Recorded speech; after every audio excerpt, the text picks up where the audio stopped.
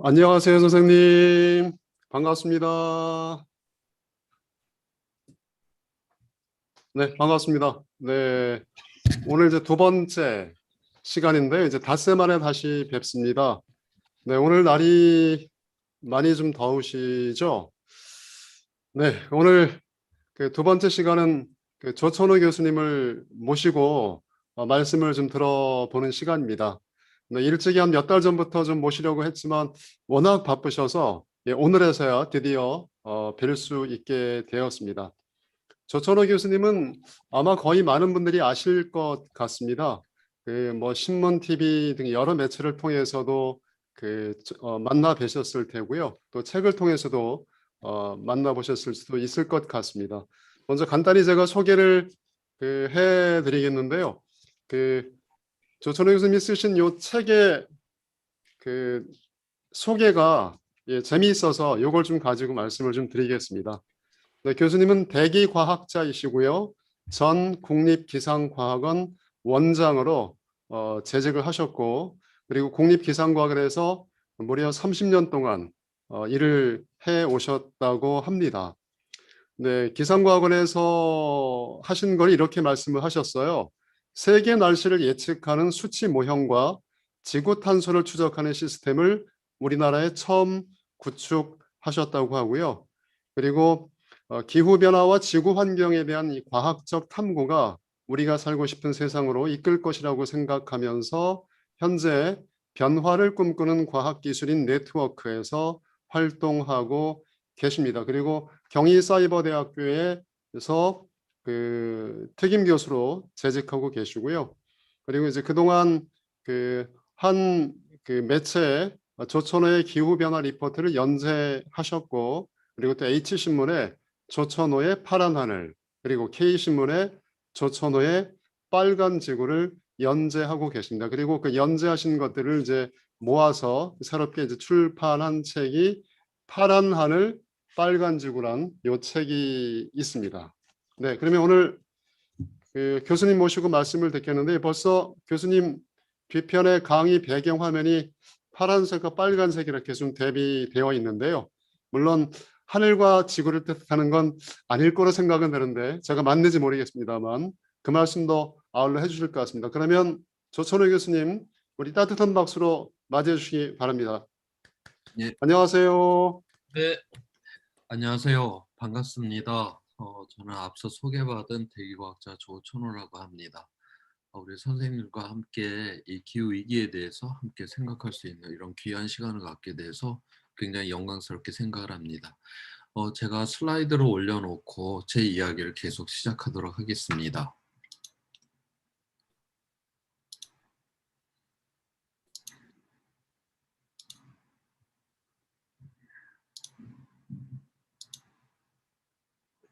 네.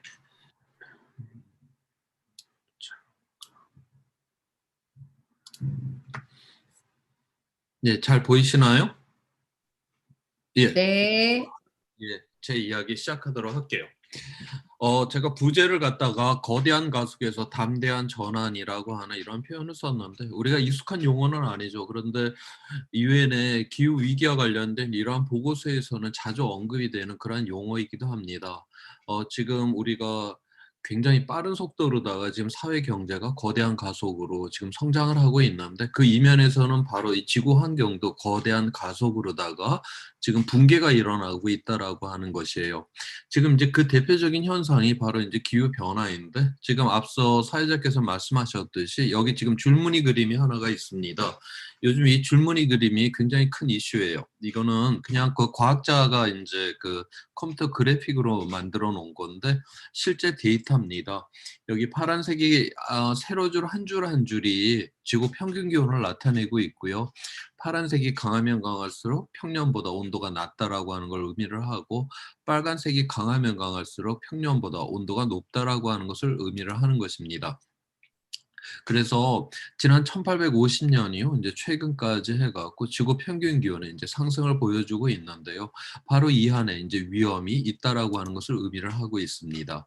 그러면 이러한 위험을 갖다가 우리가 이제 막아야 되는데 기존의 세상을 갖다가 뭐 수정하거나 보완하거나 뭐 이런 식으로다가 이 문제는 해결하기가 어렵다라고 하는 거예요. 바로 우리가 기존에 있었던 그런 세상이 아니고 완전히 새로운 세상을 바꿔내야지만이 바로 이 문제를 해결할 수 있다. 그래서 담대한 전환이라고 하는 이러한 용어를 사용하게 됩니다.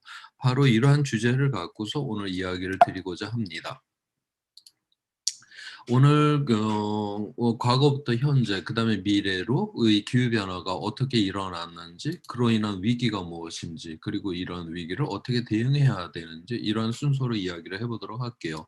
먼저 기후 변화입니다. 지금 이제 인간이 이 지구상에 이제 출현할 당시에 대한 그 지구 환경 조건이 무엇인지를 가장 먼저 한번 살펴보고자 합니다. 지금 이 그림은 인류의 이제 진화를 보여주는 개통도인데 약 한 250만 년 전에 이러한 인류가 두 갈래로 이제 갈라서게 됩니다. 도대체 이때 어떤 일이 지구에서 일어났길래 이러한 문제 이렇게 되었는지를 한번 보도록 하겠습니다. 지금 이제 시간축은 다 같이 맞춰 놓은 것이고요. 지금 여기 맨 이쪽에 있는 게 지금 그 지구 평균 기온의 변화를 보여주는데 지난 이제 한 400만 년 전부터 해서 최근까지 기온의 변화입니다. 여기 빨간색은 현재보다 굉장히 따뜻했다라고 하는 걸 지금 의미를 하고 있고요. 파란색이 강하면 강할수록 이제 온도가 낮아졌다는 걸 의미를 해요. 그래서 지난 400만 년 이후 계속적으로 지금 지구 평균 기온이 계속 지금 떨어지고 있는 것이고 지난 100만 년 전부터는 이제 10만 년 주기로 뚜렷하게 빙기와 간빙기가 나타나는 이러한 특징을 보여주고 있습니다. 자, 그리고 요 옆에 있는 요거는 이제 생태계를 나타내고 있는데 지금 그 원시 인간의 그런 유골들이 나오고 있는 바로 이제 아프리카 동북부에 대한 그런 생태 조건을 나타내고 있습니다.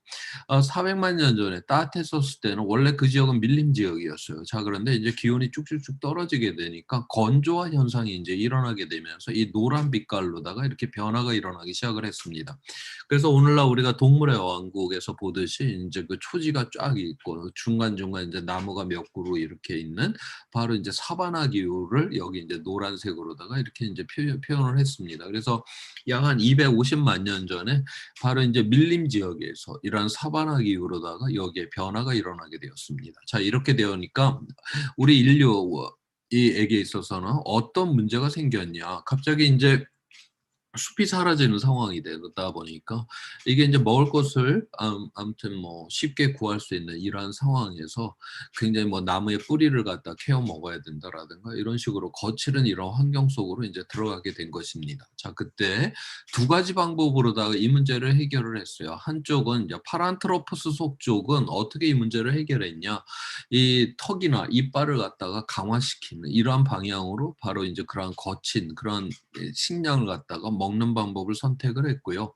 그렇게 이제 진화를 했습니다. 반면에 이제 우리의 조상이 되었던 이 호모속들은 우리의 몸뚱이 자체에서 뭐 턱이나 이빨을 강화시키지는 않았는데 그 대신에 우리는 이때 머리를 갖다가 뇌를 갖다 키웠습니다. 다시 말해서 이제 좀 똑똑해진 것이죠. 자, 그래서 우리는 뇌를 키운 다음에 그거를 갖고 우리는 결국 이때부터 연장을 사용하기 시작을 했습니다. 그래서 뭐 나무라든가 이런 이제 돌을 사용을 해갖고 나무를 사용해서 이제 뿌리를 케어내고 그 다음에 이제 돌을 사용을 해서 그런 거를 찧어 먹고 뭐 이런 식으로다가 우리는 턱과 이빨을 강화시키지는 않았지만 바로 이제 연장을 사용해서 이런 문제를 해결할 수가 있게 되었죠. 자, 그런데 그렇다라고 해갖고 인간이 뭐 연장을 사용한다라고 해서 지금 생태적 지위가 이제 최고의 위치로다 바로 올라가지는 못했습니다. 당시 이 원시 유골들이 나오는 곳에 보면 이제 동물의 뼈가 완전히 이제 바스라진 형태로다가 이제 나오게 되는데 우리가 그거를 인류학자들은 어떻게 해석을 하냐면 당시에 이런 이제 사자가 뭐 짐승을 잡아먹고 그 나머지를 뭐 하이에나 독수리가 이제 뜯어먹고 우리 인간은 그 밑에서 이제 그 하이에나 독수리가 지나간 자리에 그다음에 그 나머지 있는 그 뼈를 갖다가 이제 들고 와서 돌로다가 그걸 깨서 그 안에 골수를 먹는 그러니까 인간이 이 생태적 지위가 굉장히 이제 낮은 지위에 그렇게 우리는 쭉 살아갈 수밖에 없었다라고 하는 것입니다. 오늘날 그 우리도 우리의 몸 그냥 단독이라고 하는 이러한 측면에서 우리가 뭐 이런 문명의 이러한 어떤 전혀 도움을 받지 않는 상황에서 뭐 돌멩이 막대기만 갖고서 지금 사자가 사는 그곳에 가갖고 비키라고 그러고 우리가 그 자리를 차지할 수는 없죠. 그만큼 우리는 우리의 몸뚱이 하나만 갖고서는 생태적으로 다 봤었을 때 그렇게 강한 존재는 아닙니다. 자, 그런데 우리는 어떻게 이 생태에서 가장 최고의 위치에 지위가 오르게 됐느냐?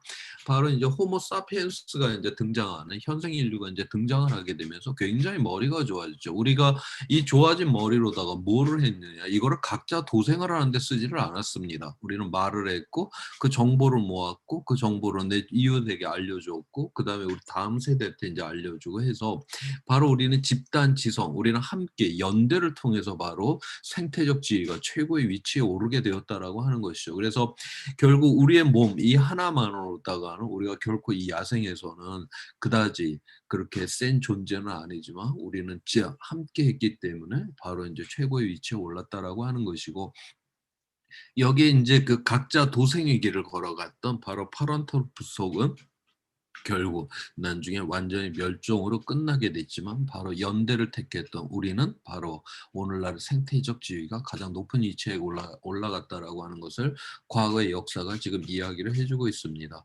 자, 그래서 오늘날 인류의 이제 우리 호모 속에 이제 출현이라고 하는 거는 바로 이러한 굉장히 우리에게는 어려웠던 그러한 환경을 갖다 극복하는 과정에서 바로 오늘날 현생 인류가 이제 출현했다라고 하는 것을 여기서 이야기를 해주고 있습니다. 그 다음에 이제 그 인류의 문명은 어떤 기후 조건에서 출현을 했는가 그거를 보여주는 이제 과학의 결과인데요. 현생 인류 그러니까 호모 사피엔스가 이 지구상에 등장한 걸 20만 년, 30만 년 전으로 보고 있고 또 사피엔스가 하나가 더 붙은 호모 사피엔스 그러니까 정신적으로도 거의 우리와 동일한 존재는 한 3만 년, 5만 년 전으로 보게 되죠. 동굴에다 굉장히 멋들어진 짐승을 그릴 수가 있었고 그 다음에 동물의 뼈를 갈아갖고 바늘을 발명해갖고 옷을 꿰매기 시작한 게 이제 3만 년, 5만 년 전입니다. 우리가 바느질을 할 정도라고 하면 거의 뇌는 우리랑 동일한 존재들인데 왜 그러면 그 수만 년 동안 이 사람들은 구석기 시대를 벗어나지 못했는가? 오늘날 우리는 수십 년 만에 온 세상을 다 뒤집어 놓는데 왜 과거에 우리의 조상들은 그러지 못했는가를 바로 이 그 과학의 결과가 지금 이야기를 해주고 있습니다. 여기가 지금 현재이고요. 여기가 지금 10만 년 전이고 지난 10만 년 동안의 기온의 변화를 나타내고 있는데 지금 10,000년 전, 요 이전을 갖다가 빙기다라고 우리가 이제 빙기인데 이때 보면 지금 이 기후의 변동폭이 굉장히 크죠. 그래서 다시 말해서 오늘날보다 극단적인 날씨가 한 10배 정도 발생을 했었다라고 그렇게 보고 있습니다. 대한민국에서 가장 극단적인 날씨하면 이제 태풍일 텐데 태풍이 뭐 하나 정도 평야지대를 쓸고 지나가면 그래도 뭐 벼세우기를 해갖고 겨우겨우 추수를 한번 할 수는 있어요. 자, 그런데 1년에 평균적으로 대한민국에 태풍이 10개가 지나간다. 그러한 조건에서는 누구도 농업을 하지를 않게 되겠죠. 자, 그래서 이렇게 극단적으로 안 좋은 그런 기후 조건이었기 때문에 그냥 이미 열려 있는 거를 따먹고 그 다음에 동물을 그 수렵을 해갖고 먹고 사는 그러한 구석기 시대를 갖다가 쭉 보낼 수밖에 없었습니다. 이때 이 빙기 때라고 해갖고 빙하가 이 지구상을 다 둘러싼 건 아니에요. 이 당시에 빙하가 가장 많이 확장되었을 때 육지 면적의 한 4분의 1 정도를 덮습니다. 지금 현재는 10분의 1 정도를 덮고 있고요. 그러니까 우리가 빙기 때 뭐 한반도 같은 경우에는 여기는 뭐 생태계 다 있었고 다 사람 살고 다 그랬었거든요. 자, 그런데도 농업을 할 수가 없었던 거는 추워서가 아니라 바로 극단적인 날씨가 굉장히 많이 발생을 했기 때문에 바로 이제 많이 발생을 했기 때문에 그래서 이제 그 구석기 시대를 유지를 할 수밖에 없었다라고 하는 겁니다.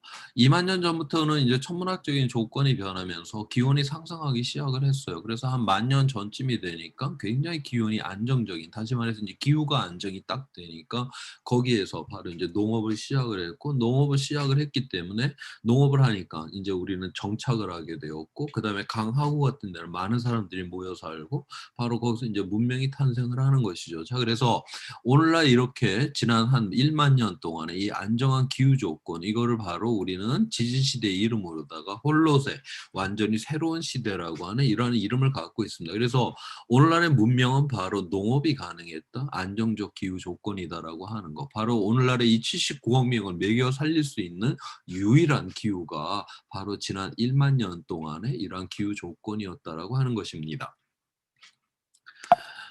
자, 그래서 이제 이렇게 이제 우리는 여기서 이제 문명을 갖다 탄생시켜 와갖고 이제 지금까지 이제 발전을 해왔는데, 제가 이제 그 만 년 전부터 이제 안정적인 이제 기후 조건이라고는 이야기는 했는데, 그거는 이제 상대적인 개념일 뿐이에요. 그러니까 빈기 때 농업이 불가능했을 때보다 이제 안정적이었다라고 하는 것이지, 지난 만 년 동안에도 우리 역사책에서 보게 되면 계속적으로 뭐 가뭄도 들고 홍수도 나고 계속적으로 자연 조건이 계속적으로 이런 변화들이 있었고, 그에 따라서 우리 인류도 굉장히 많은 피해들을 보았었죠. 자, 그래서 지난 그 만 년 동안에도 짧게는 뭐 1000년이 넘게, 그 다음에 뭐 길게는 1000년이 넘게, 짧게는 수백 년 동안 이 자연적인 기후 변화가 계속 있었습니다. 자, 여기서는 그러한 자연적인 변화가 있었을 때 이 감염병과 인간은 어떤 관계가 있었는지 그거를 한번 살펴보도록 하겠습니다. 지금 요 그림의 위쪽은 그 전 세계 인구를 지금 나타내고 있고요. 서기 200년에서 서기 1700년 동안의 인구를 나타내고 있고, 아래쪽은 서기 1년에서 최근까지 해서 북반구 육지에서의 그 기온의 변화를 나타내고 있습니다. 기원전 400년에서 기원후 한 200년까지를 갖다가 우리가 이제 로마 온난기, 다시 말해서 기후학책에서는 그걸 기후 최적기라고 이제 부르는데, 기후학에서 기후가 최적이다, 이거는 농업 생산량이 굉장히 좋았던 시절을 갖다 기후 최적기라고 부릅니다. 자, 그래서 우리가 요 기후 최적기, 농업 생산량이 많았던 요 시절에 동양에서는 한나라, 그 다음에 서양에서는 로마가 이제 제국을 만들고 팽창을 하던 시절이죠. 제국은 많은 사람들을 먹여 살려야 되는 것인데, 당시에 이제 농업 생산량이 좋았기 때문에 바로 이러한 제국이 탄생을 할 수가 있었습니다. 그래서 서기 200년이 되게 되면은 2억 5천만까지 이제 전 세계 인구가 늘어났었는데, 바로 서기 200년이 이제 지나게 되면 이제 이 한랭 건조기가 들어오게 되면서 이 농업 생산량이 뚝 떨어지게 됩니다. 뚝 떨어지게 되니까 많은 사람들이 이제 그 영양 실조에 걸리게 되고, 그런 영양 실조로 인해 갖고 이 유라시아 대륙 전체에서 이런 수천만 명의 사람들이 바로 이제 감염병에 걸리게 되는 것이죠. 이렇게 이제 식량 생산의 감소, 그다음에 감염병, 이거로 인해 갖고 한나라와 이제 로마가 점차적으로다가 해체가 되는 단계가 바로 이 당시였었습니다.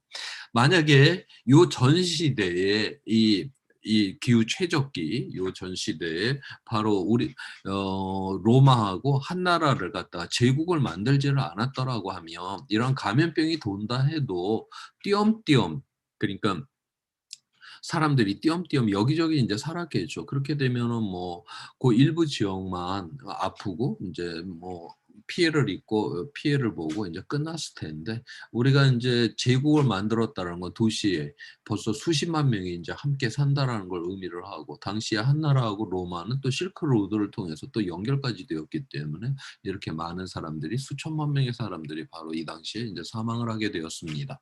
자, 그 다음에 서기 800년에서 서기 1300년, 이때가 중세 온난기라고 하고요. 이때 이제 식량 생산량이 굉장히 좋아졌습니다. 자, 그래서 서기 800년에 2억이었던 인구가 서기 1300년이 되게 되면은 4억까지 이제 증가를 하게 됩니다. 자, 그래서 이때는 그리고 특별히 이렇게 수천만 명씩 죽어나가는 이러한 감염병이 발생도 되지도 않았어요. 작년에 그 노벨 평화상을 세계 식량 기구가 받았습니다.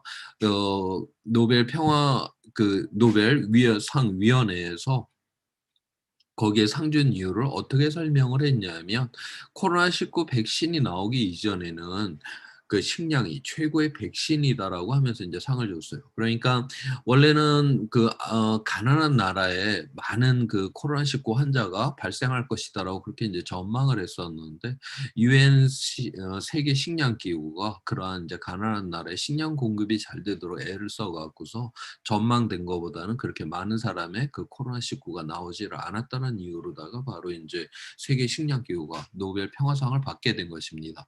우리가 역사 속에서 중에서도 바로 이제 식량 상태가 좋다. 사람들이 이제 영양 상태가 괜찮다라고 하면 이렇게 수천만 명씩 죽어나가는 감염병 발생하지 않았다라고 하는 거를 바로 역사 속에서도 우리가 확인이 가능한 것입니다. 그다음에 이제 1300년 이후는 바로 이제 중세, 이제 소빙하기라고 하는 게 이제 들어오기 시작을 했어요. 그래서 이 소빙하기다라고 해갖고 뭐 기온이 엄청 떨어진 건 아닙니다.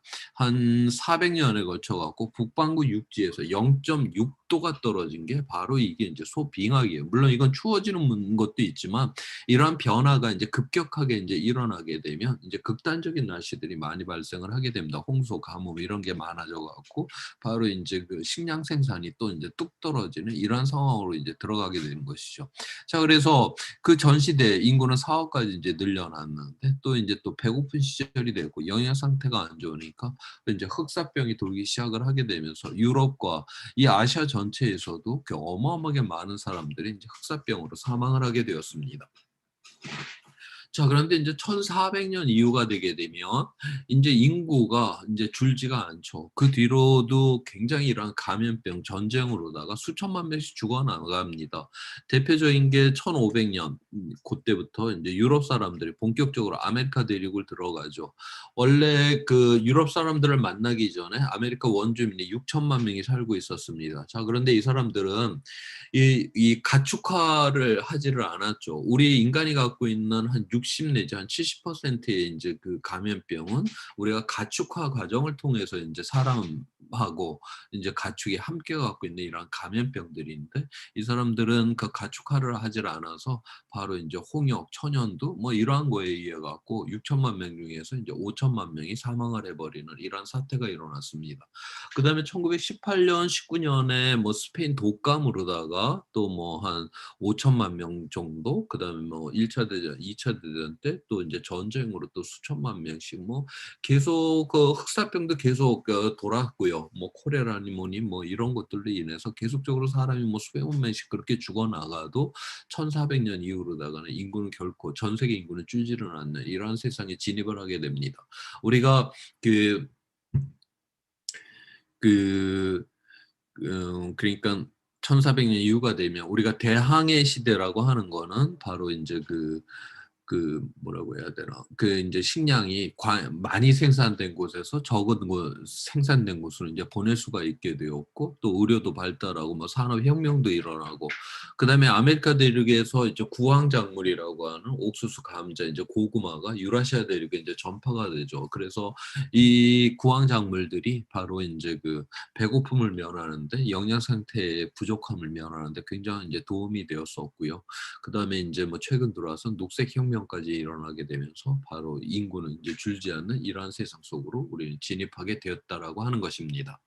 자, 그래서 인제 그 오늘날의 인제 상황을 인제 보게 되면 지금 인제 그 우리가 산업혁명 이후로다가 이제 거대한 가속이 일어나고 있는데 이거는 1900년에서 2020년까지 여기서 생물의 총량이라고 하는 거는 그 뭐 식물, 동물, 뭐 지구상에 있는 살아있는 그 모든 것들이 이제 무게를 의미를 합니다. 대부분은 이제 나무가 이제 차지를 하는데 1900년 이후 최근까지 해서 거의 이제 일정한 양을 갖다가 그대로 유지를 하고 있습니다. 반면에 이제 인간이 만든 물질은 뭐 콘크리트, 자갈, 골재, 벽돌, 아스팔트, 금속, 뭐 플라스틱 이런 것들인데 1900년도에는 생물 총량 크기의 한 3% 크기 정도가 인간이 만든 물질이었어요. 그러던 게 2000년도가 되니까 생물 총량 크기의 절반 정도 크기가 인간이 만든 물질이고 지금 현재는 생물 총량하고요. 인간이 만든 물질이 거의 같은 수준까지 지금 이렇게 되었습니다. 지금 전 세계적으로 경제 성장률이 연평균 성장률이 3%예요. 3%씩 매년 성장을 하게 되면 23년이 지나면 경제 규모가 2배가 됩니다. 우리가 경제 규모가 이제 2배가 되었을 때 그거를 인간의 두뇌하고 인간의 근육의 힘만으로 그게 가능하냐? 결코 그럴 수가 없죠. 우리가 그만큼 더 에너지와 자원을 지구로부터 이제 빼써야 되는 것이고 그만큼 더 우리가 온실가스 오염먼지를 내뿜고 쓰레기를 쌓아둬야지 이제 경제 규모가 그렇게 이제 2배가 될 수 있는 거 아니에요. 그다음에 또 하나 예를 더 들어보면 생물 이제 실험실에서 배양 접시에 영양분을 집어넣고 거기에 이제 미생물 한 마리를 집어넣습니다. 한 마리가 두 마리로 증식이 되고 뭐 네 마리, 여덟 마리, 16마리, 32마리 막 이런 식으로 증식을 해요. 그거를 우리가 기하, 급수적으로 증식을 한다라고 하고 있고 바로 인간이 만든 물질이 지구상에서 이 증식하는 모습하고 이제 동일합니다. 그 배양 접시에 미생물이 절반을 채울 때까지는 시간이 제법 걸려요. 그런데 딱 절반을 채운 다음에는 한 번만 더 증식을 하고 나면 배양 접시를 꽉 미생물이 채우게 되고 거기 있는 영양분을 쫙 빨아먹고 멸절을 하게 됩니다. 지금 현재 이런 식으로다가 인간이 만든 물질이 지구상에서 끊임없이 이렇게 축적이 되는 이러한 상황이 기하급수적으로 일어나게 된다면 더 이상 우리 지구라고 하는 건 이제 물질적으로 유한한 세계이기 때문에 더 이상 인간의 세상을 감당을 못하는 것이 상황이 되는 것이고 그렇게 되게 되면 우리가 뭐 숨쉬는 공기, 뭐 마시는 물, 먹는 식량, 그다음에 삶의 거주지가 바로 지구로부터 공격을 받는 이러한 상황에 처하게 된다. 이것이 바로 오늘날 지구 위기의 본질이고 또한 그것이 기후 위기를 통해서 또 드러나게 될 거다라고 하는 것입니다. 그래서 이 위험이다, 기후의 위험이다라고 하는 것이 이제 어떤 것인지를 한번 살펴보도록 하겠습니다. 지난 100만 년 동안에는 빈기를 갔다가 간빈기 갔다, 빈기 갔다, 간빈기 갔다. 이건 천문학적인 조건의 변함에 따라서 이제 자연 스스로 이러한 변화들이 있었고요. 그 다음에 이제 10,000년 전부터는 우리가 홀로세라고 하는 안정한 기후 조건에서 이제 농업이 가능했던 이러한 조건에서 우리가 문명을 건설해 왔습니다. 자, 그런데 산업혁명 이후 화석연료를 태우기 시작하면서 공기 중에 이산화탄소 농도가 이제 늘어남에 따라서 점차 기후가 이제 변화가 일어나기 시작을 했어요. 자, 그래서 현재 상태에서 그냥 계속 내덜린다라고 하면 우리는 이제 찜통의 계곡에 빠져버릴 수밖에 없게 된다라고 하는 것입니다. 만약에 이 찜통의 계곡에 빠지면 어떤 문제가 생기냐? 바로 회복이 불가능한 위험에 들어간다라고 하는 거예요. 우리 인류는 지금까지 정말 그 인류가 이 지구상에 등장한 이래 끊임없는 아무튼 그 위험을 겪었습니다. 뭐 자연재해난 감염병, 전쟁, 최근 들어와서 뭐 금융위기까지. 자, 그런데 이러한 위험들은 다 끝이 났어요. 그 다음에 그러한 거기서 굉장히 많은 피해도 보기는 했지만 또 그거를 극복하는 과정에서 더 나은 세상도 만들어냈고 어찌됐든 간에 다 회복이 가능한 위험이었기 때문에 바로 오늘날 우리가 이런 문명을 누리면 여기 존재할 수가 있는 것입니다. 자, 그런데 기후위기는 회복이 불가능하다라고 하는 거예요. 그 이유를 한번 예를 들어서 말씀을 드려보도록 하겠습니다. 저 북극 쪽에 가면 북극해 바다로 돼 있죠. 자, 거기에 지금 빙하가 이제 그 바다 위에 지금 얼려져 있어요. 햇빛이 들어오게 됩니다. 그 빙하에 반사가 돼서 우주로 되돌아가요. 자, 그런데 거기가 가열이 일어나게 되면 그 빙하가 녹게 되고 그럼 시커먼 바다가 드러나죠. 자, 그러면 이제 햇빛이 빙하에 반사가 되는 게 아니라 바로 지구의 그 태양 에너지가 이제 흡수가 됩니다. 그러면 더욱더 빙하를 많이 녹일 거고 녹였으니까 더욱더 커다란 시커먼 바다가 드러나고 그럼 더욱더 많은 햇빛을 받게 되고 이거는 사람이 온실가스 배출하는 거하고 아무 상관없이 지구 스스로가 이제 기온을 이렇게 올릴 수가 있어요. 또 하나 예를 들어서 카나다나 저기 시베리아 이 북쪽을 가게 되면 동토지대라고 하는 게 있습니다. 이거는 식물이 수만 년 동안 그냥 꽝꽝 얼어 있는 상황이에요. 식물은 뭐 탄소로 구성이 돼 있고 자, 이 지역이 이제 녹게 되면 지구 가열로 녹게 되면 이제 이산화탄소보다 이제 거의 한 30배나 강력한 온실가스인 메탄이라고 하는 것이 나오게 됩니다. 메탄이 나왔으니까 기온을 높이고 기온을 높였으니까 동토지대를 녹일 것이고 녹였으니까 또 메탄이 나오고 뭐 이러한 자기 증폭적인 이러한 과정들을 겪게 되는 것이죠.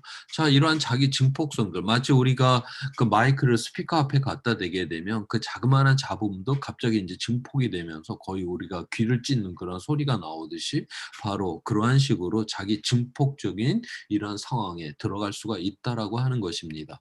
이 동토지대 같은 경우 여기가 갖고 있는 그 탄소의 양은 공기가 갖고 있는 탄소의 양 그러니까 뭐 이산화탄소 그 양보다 2배 이상을 갖고 있어요. 그러니까 동토지대가 본격적으로 녹기 시작을 한다. 그렇게 되면 사람들이 화석 연료를 태우냐 안 태우냐 이런 거 별 중요 중요한 문제가 아닙니다. 자연 스스로가 자기 증폭적으로 바로 이제 기후를 변화시킨다라고 하는 것이고, 제가 예를 두 가지를 들었는데 이거 말고도 여러 가지들이 있습니다. 지뢰처럼 여기저기 이런 것들이 많은데, 바로 우리가 이 지금 현재 우리 인류가 이제 계속적으로다가 더욱더 이제 기온을 높여버리게 된다라고 하면 이러한 지뢰들이 스스로 이제 터져버리는 이러한 상황이 된다. 자, 그렇게 되게 되면 우리는 회복이 불가능한 위험 속으로 들어간다라고 하는 것이죠. 자, 그래서 이 찜통 계곡에 빠진 다음에 이제 뭐 식량도 없고 너무나 사는 게 이제 고통스러워서, 야, 이제부터 온실가스를 배출하지 말아야지, 이제 이런 거 결심해봤자 아무짝에 소용이 없는 바로 회복 불가능의 위험 속으로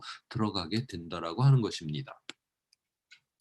그다음에 인제 그 또 하나의 특징은 통제가 인제 불가능하다라고 하는 것인데요. 이거는 1850 년에서 2100 년까지 지구 평균 기온이 인제 변화되는 모습을 갖다가 지금 보여주고 있습니다. 여기에 파란색 동그라미로 되어 있는 거는 인제 관측된 값이에요. 최근까지 인제 변화가 일어난 것이고요. RCP 2.6이라고 하는 거는 2015년 파리 기후 협약에서 지구 평균 기온을 2도 이내로 안정화시키기로 했는데, 바로 그 경우에 이제 2100 년까지 기온 변화를 나타내고 있고, RCP 8.5는 우리가 이제 극단적으로 온실가스를 배출하는 경우에 음 금세기 말에 4도 내지 5도까지 이제 올라가는 경우를 나타내고 있습니다. 지금 현재까지는 우리 사람들이 화석 연료를 태워 갖고 지구 평균 기온을 갖다가 1 도를 상승시킨 그런 상황에 있어요. 지금 지구 평균 기온은 우리 체온하고 좀 가장 비슷한데요. 체온이 정상보다 1도 이상이 되게 되면 뭔가 컨디션이 안 좋습니다. 그래서 자기 몸이 이상 상태를 감지를 하게 되잖아요. 그래서 지금 현재는 물론 국지적으로다가는 뭐 기후 위기가 뚜렷하게 드러나는 곳이 있지만, 지구 평균적으로 보았을 때는 지금 현재는 우리가 본격적으로 기후 위기가 일어난 상황이라고 보지는 않고요. 지금 현재는 기후 위기를 감지를 하고 있는 그러한 수준이다라고 보고 있습니다. 이제 여기서 1도가 더 올라가서 이제 2도 이상이 되는 경우가 바로 앞서 이야기를 했던 이제 회복이 불가능한 이러한 상태로 점차 진입을 하는 상황이죠.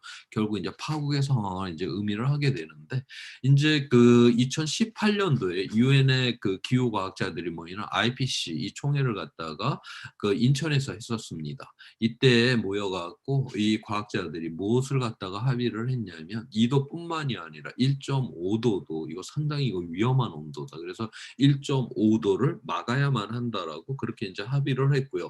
이 1.5도를 막기 위해서는 2050년까지 바로 탄소 중립을 해야 된다. 그때 2018년도 인천에서 바로 이러한 것들이 다 정해지게 됩니다. 그래서 현재는 이 1.5도 이상도 지금 위험하다라고 지금 그렇게 보고 있습니다.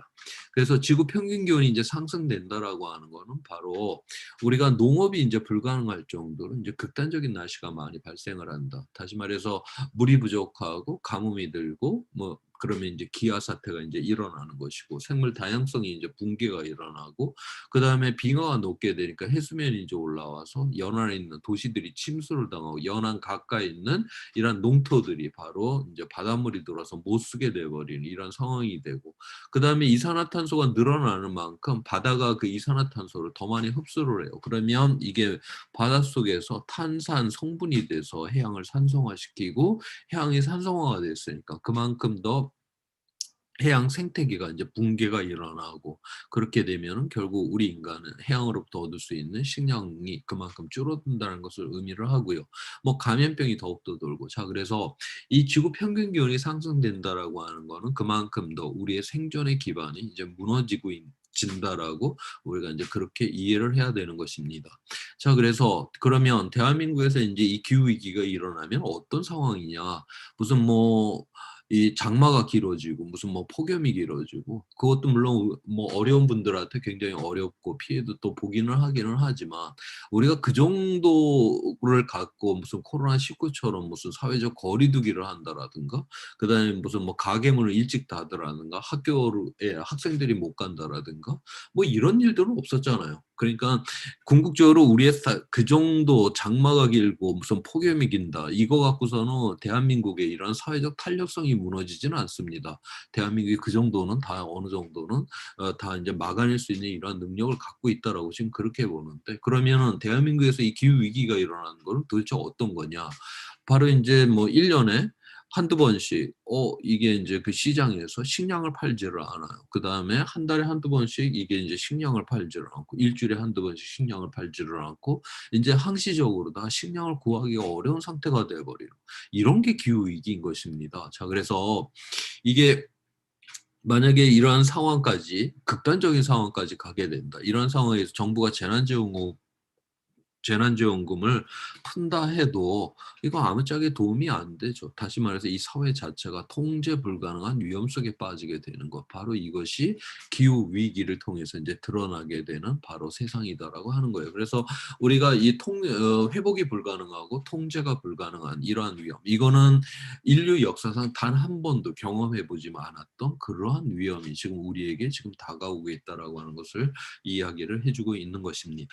자, 그다음에 여기에 초록색으로 되어 있는 거는 현재 배출량을 그대로 이제 유지를 한다라고 가정을 했었을 경우에 지금 2도는 넘게 됩니다. 2도는 넘게 되고요. 그렇다라고 해갖고 한 10년 전까지만 해도 당시의 배출량을 그대로 유지를 하게 되면 이제 금세기 말에 4도 내지 5도까지 올라간다라고 했었는데, 최근 들어와서 이런 뭐 재생에너지 전환이라든가 이런 것들이 상당히 지금 이루어진 상황에 있기 때문에 지금 4도 내지 5도까지는 보지는 않고요. 현재 상황을 그대로 유지를 하게 되면 금세기 말에 한 3도 내지 3.5도까지 지금 올라가지 않겠나, 그렇게 지금 전망을 하고 있어요.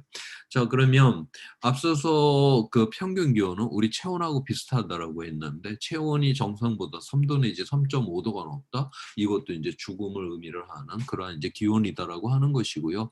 그 다음에 이제 1.5도는 언제쯤 넘게 되냐? 약 한 2040년경이면 넘게 될 것이다라고 보고 있고, 그 다음에 2도는 언제쯤이냐? 한 2060년경쯤에 이제 넘게 될 거다라고 그렇게 전망을 하고 있어요. 그러면 이제 20년, 40년이 좀 있는데, 이 20년, 40년이 있으니까 좀 여유가 있는 거 아니냐? 우리가 이렇게 생각할 수는 있겠죠. 자, 그런데 이 기후와 관련돼서는 이 원인과 결과가 이제 지연 현상이 있기 때문에 우리에게 남아 있는 시간은 없습니다. 예를 들어서 우리가 정오 때 낮 12시경에 햇빛은 제일 세요. 그렇지만 실제 기온은 오후 2-3시가 돼야지 가장 높죠. 그거는 햇빛이 바로 공기를 못 데우고 먼저 땅바닥을 따끈따끈 데웁니다. 그 따뜻해진 그 땅바닥의 열이 그 다음에 공기를 데우는 것이거든요. 그래서 오후 2-3시에 가장 높은 기온이 이제 되는 것이고, 그다음에 계절적으로다가는 6월 20일 하지 때가 햇빛이 제일 세죠. 그런데 실제 기온은 8월 초가 돼야지 가장 높습니다. 그거는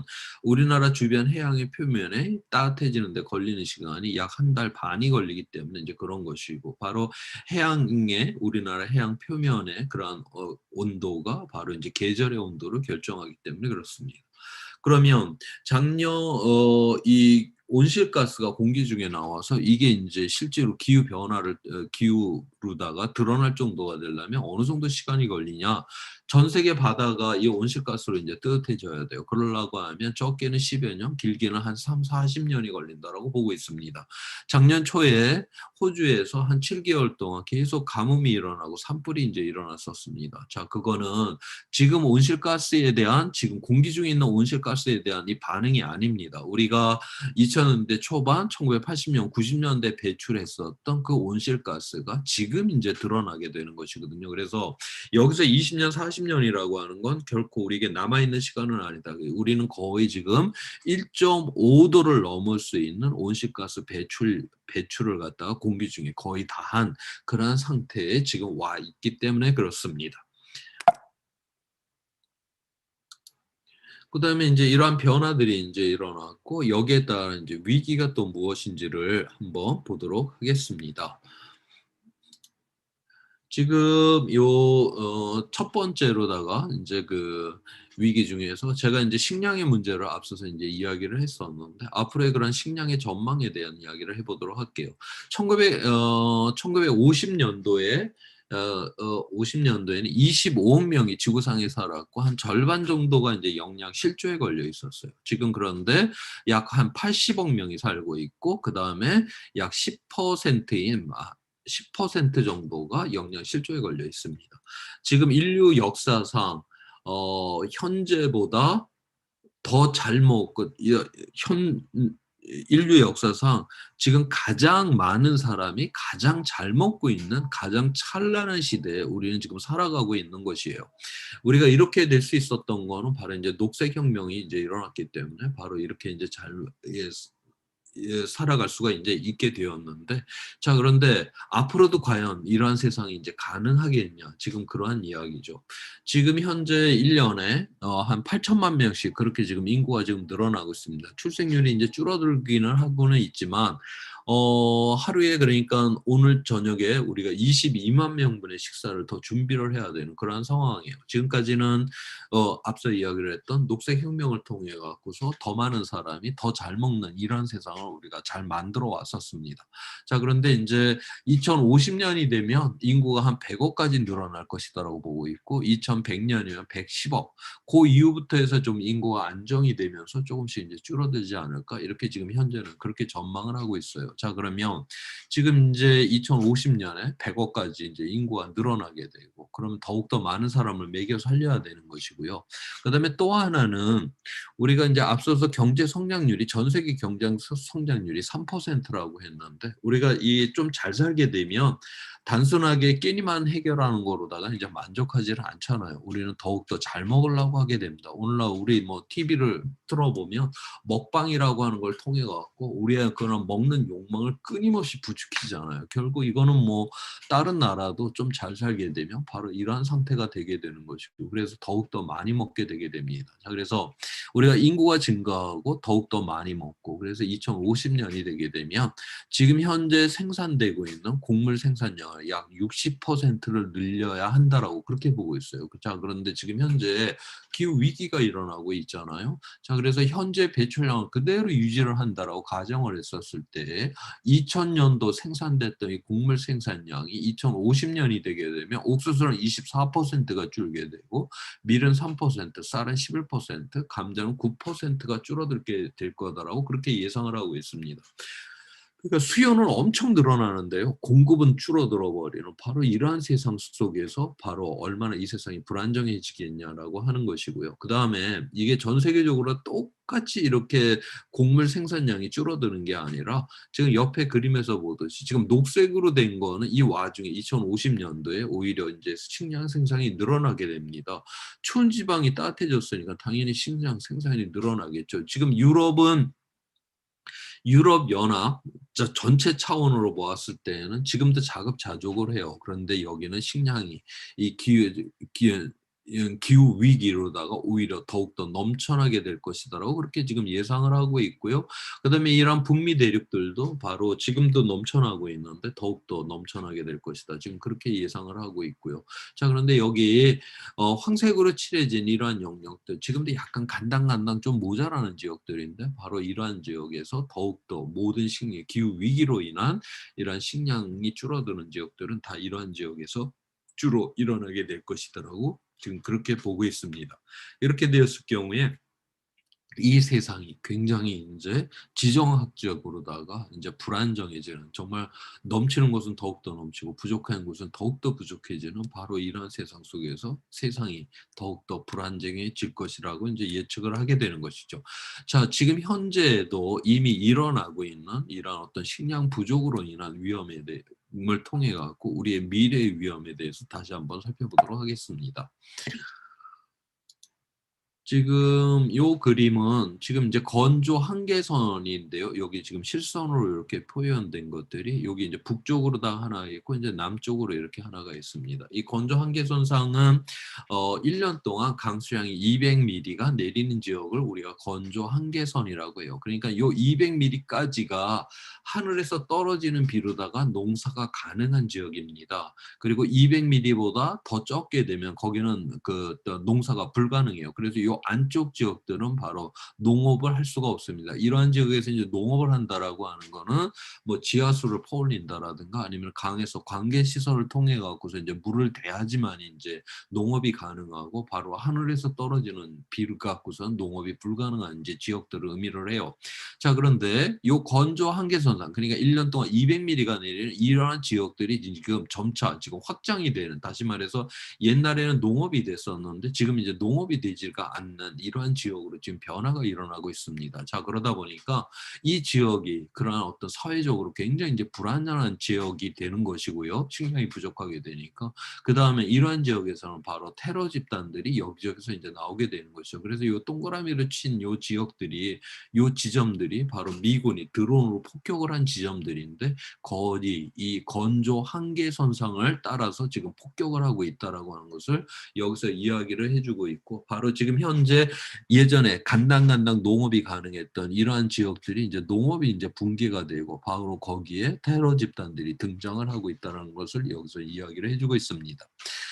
그다음에 이제 첫 번째 그 기후 전쟁을 갖다가 2003년도에 이제 일어났었던, 수단에서 이제 일어났었던 다르푸르 사태를 갖다가 이제 꼽는데요. 이 수단이 나라는 하나지만 이 북쪽에는 그 유목, 그 아랍계 유목 민족들이 이제 이슬람을 믿으며 살고 있고, 이 남쪽으로다가는 그 아프리카계가 이제 농업을 하면서 기독교를 믿으며 이제 살고 있습니다. 자, 이 지역에 이제 가뭄이 들어오게 되니까 북쪽에 있던 유목 민족들이 이제 아래쪽으로 내려오게 됐죠. 그래서 이 흑인과 이제 만나게 되면서 결국 종족 학살이 일어나고 10년에 걸쳐 갖고 약 30만 명이 학살이 되는 이러한 사태가 일어난 바가 있습니다. 그다음에 이제 2010년도에 이제 시리아 그 내전이라고 하는 것도 바로 시리아가 이 건조 한계선상을 이제 지나가고 있고, 이로 인해 갖고 이제 안 그래도 가뭄이 들어있던 요 사태에서 바로 시리아 내전으로 이제 들어가게 되는 것입니다. 거기에 대해서 좀 더 한번 살펴보도록 하겠습니다.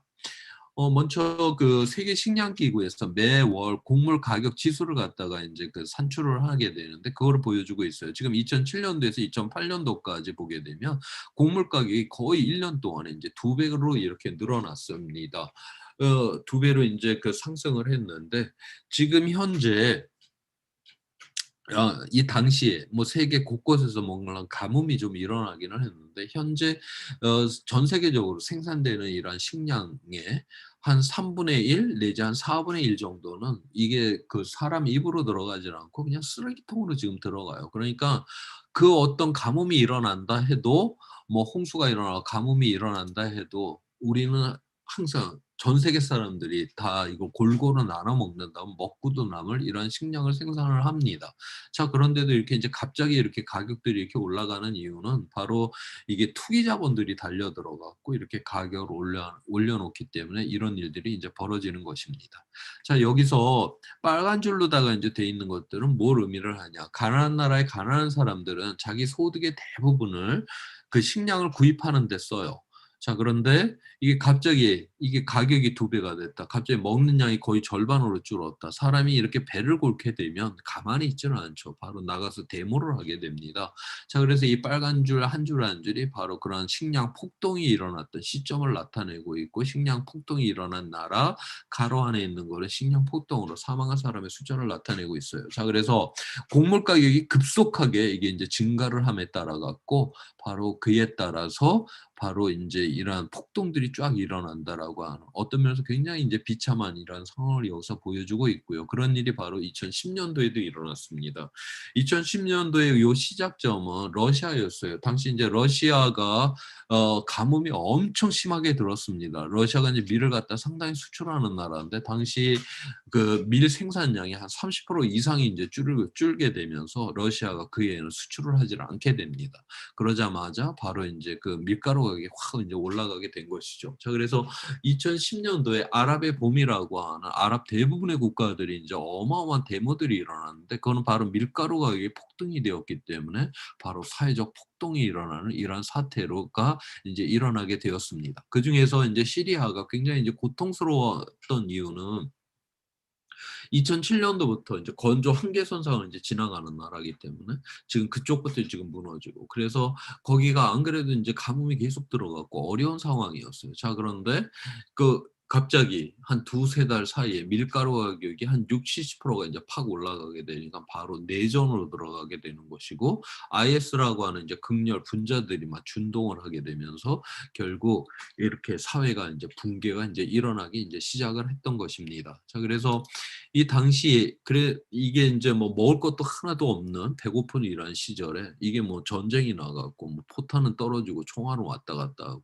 바로 이렇게 이제 비참한 상황 속에서 바로 자기 땅을 버리고 바로 이제 난민이 되는 것이죠. 그리고 이러한 난민은 보다 나은 땅을 향해서 이제 가다 보니까 유럽을 향해서 가게 되는 것이고, 유럽 입장에서는 이게 뭐 피부색도 틀리고 말도 틀리고 종교도 틀린 사람들이 수만 명씩 자기 국경을 넘어 들어오게 돼요. 그러니까 이걸 국가의 안보의 문제로다가 이거를 또 막게 되고, 그래서 오도 가도 못하는 이러한 시리아 난민들의 처지가 굉장히 아무튼 그 불쌍했었습니다.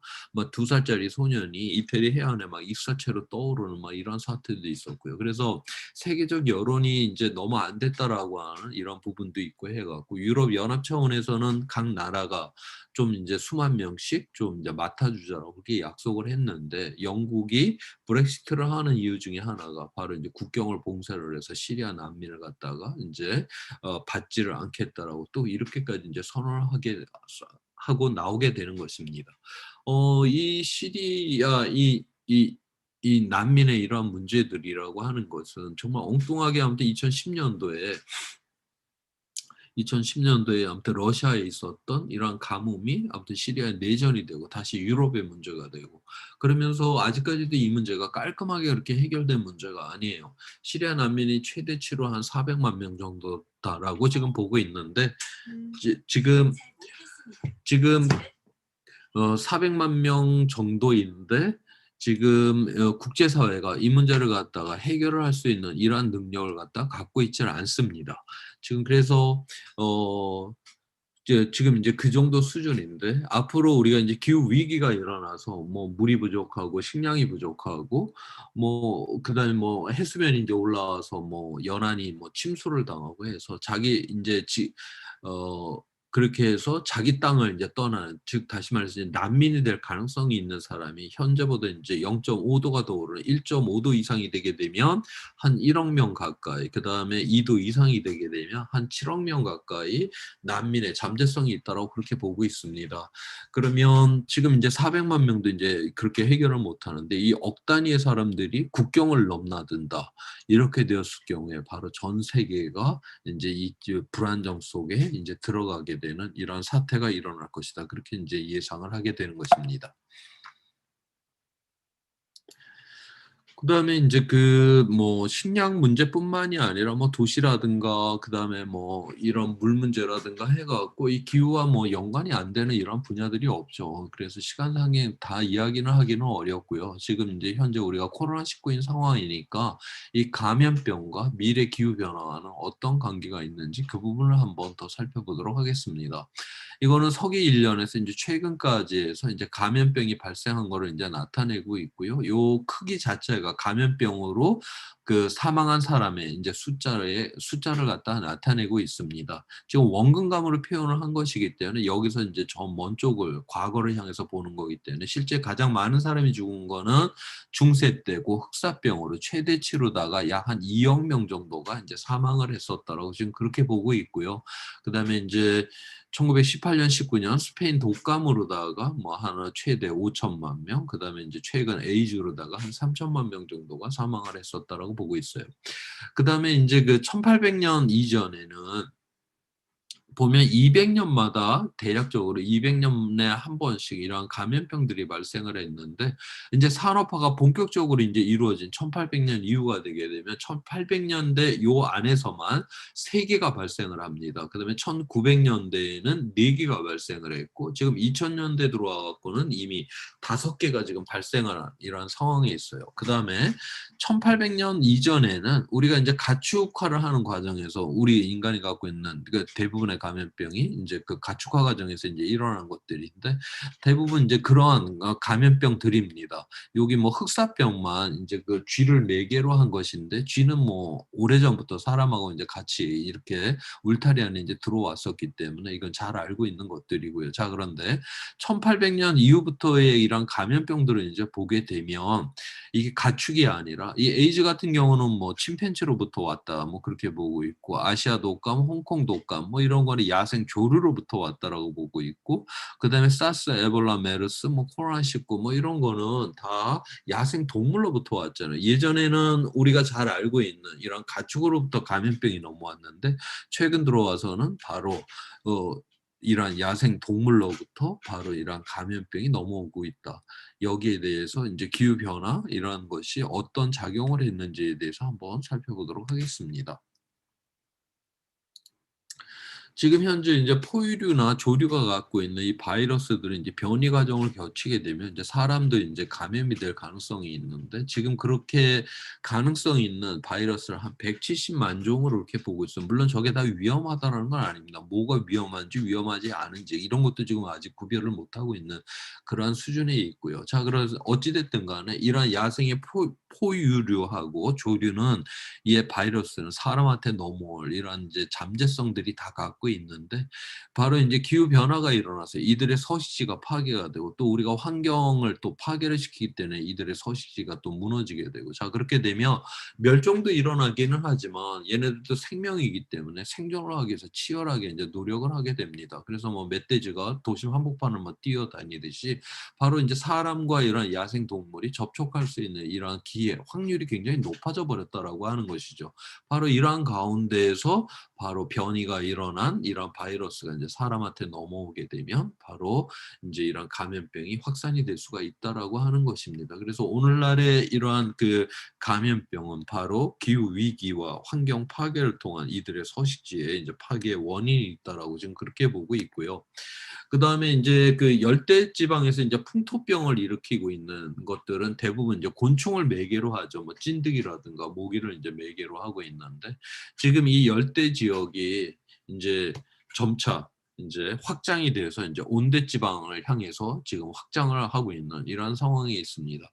지금 전 세계적으로 이 온대 지방에 있는 이런 이제 그 방역 당국에서 지금 이제 신경을 쓰고 보는 모기가 바로 이제 흰줄 순모기예요. 얘가 열대 지방에서 이제 댕기열을 지금 일으키고 있는데 지금 우리나라에서도 여름철에 방역 당국에서 이제 모기를 채집합니다. 그렇게 되면 뭐 일본 내온 모기가 뭐 몇 퍼센트 각 모기마다 이제 그거를 갖다 종류를 분류하고 그 이제 퍼센티지를 이제 분류를 하는데 최근 들어서 우리나라에서도 이 흰줄순모기가 꼭 발견이 됩니다. 그런데 아직까지 이 흰줄순모기가 댕기열을 일으켰다는 보고는 없어요. 그 이유는 겨울에 얘네들이 다 얼어 죽습니다. 자, 그래서 그런데 현재 배출량을 그대로 이제 유지를 한다라고 했었을 때는 바로 이제 2050년경이 되게 되면 바로 우리나라도 이런 산악 지역이 아닌 이러한 지역은 바로 이 신줄순모기로 인해서 댕기열이 일어날 수 있는 이러한 지역이 될 수 있다라고 지금 그렇게 보고 있습니다. 그다음에 이제 북쪽에 저 선선한 또 이런 추운 지역을 가게 되면 거기도 또 나름대로 문제가 있습니다. 앞서 이야기를 했던 이런 동토지대 여기는 이제 식물이 이제 수만 년 동안 꽝꽝 얼어 있다라고 했는데 이 지역 자체가 지금 이 북반구 육지 면적에서 약 4분의 1을 차지를 하고 있어요. 그다음에 이제 식물이 꽝꽝 얼어 있는데 여기 식물만 꽝꽝 얼어 있는 게 아니라 이 안에서 뛰어놀던 바로 이제 동물들도 같이 이제 꽝꽝 얼어 있는 것이죠. 이 안에 있는 이 동물들이 화석으로 나오는 게 아니라 바로 이렇게 털 달리고 살 달려 갖고 이렇게 나오게 됩니다. 과학자들이 이 살점을 띄어 갖고 오늘날 존재하지 않는 이런 바이러스들을 실제 찾아냈고요. 그다음에 이런 바이러스들을 또 이렇게 녹여서 살살 살려보면 다 또 이렇게 살아나는 이런 경우를 갖다가 지금 이미 실험실에서 그런 것들이 지금 일어나고 있습니다. 자, 그래서 바로 이제 지금은 없는 새로운 바이러스들이 바로 이 지역이 이제 녹게 되면 바로 이제 일어날 수 있다라고 하는 것이고요. 그 이유는 바로 이 꽝꽝 얼어 있는 이 동토지대 이 자체가 이러한 미생물하고 바이러스를 잘 보존할 수 있는 바로 냉동 저장 장치이기 때문에 그렇습니다.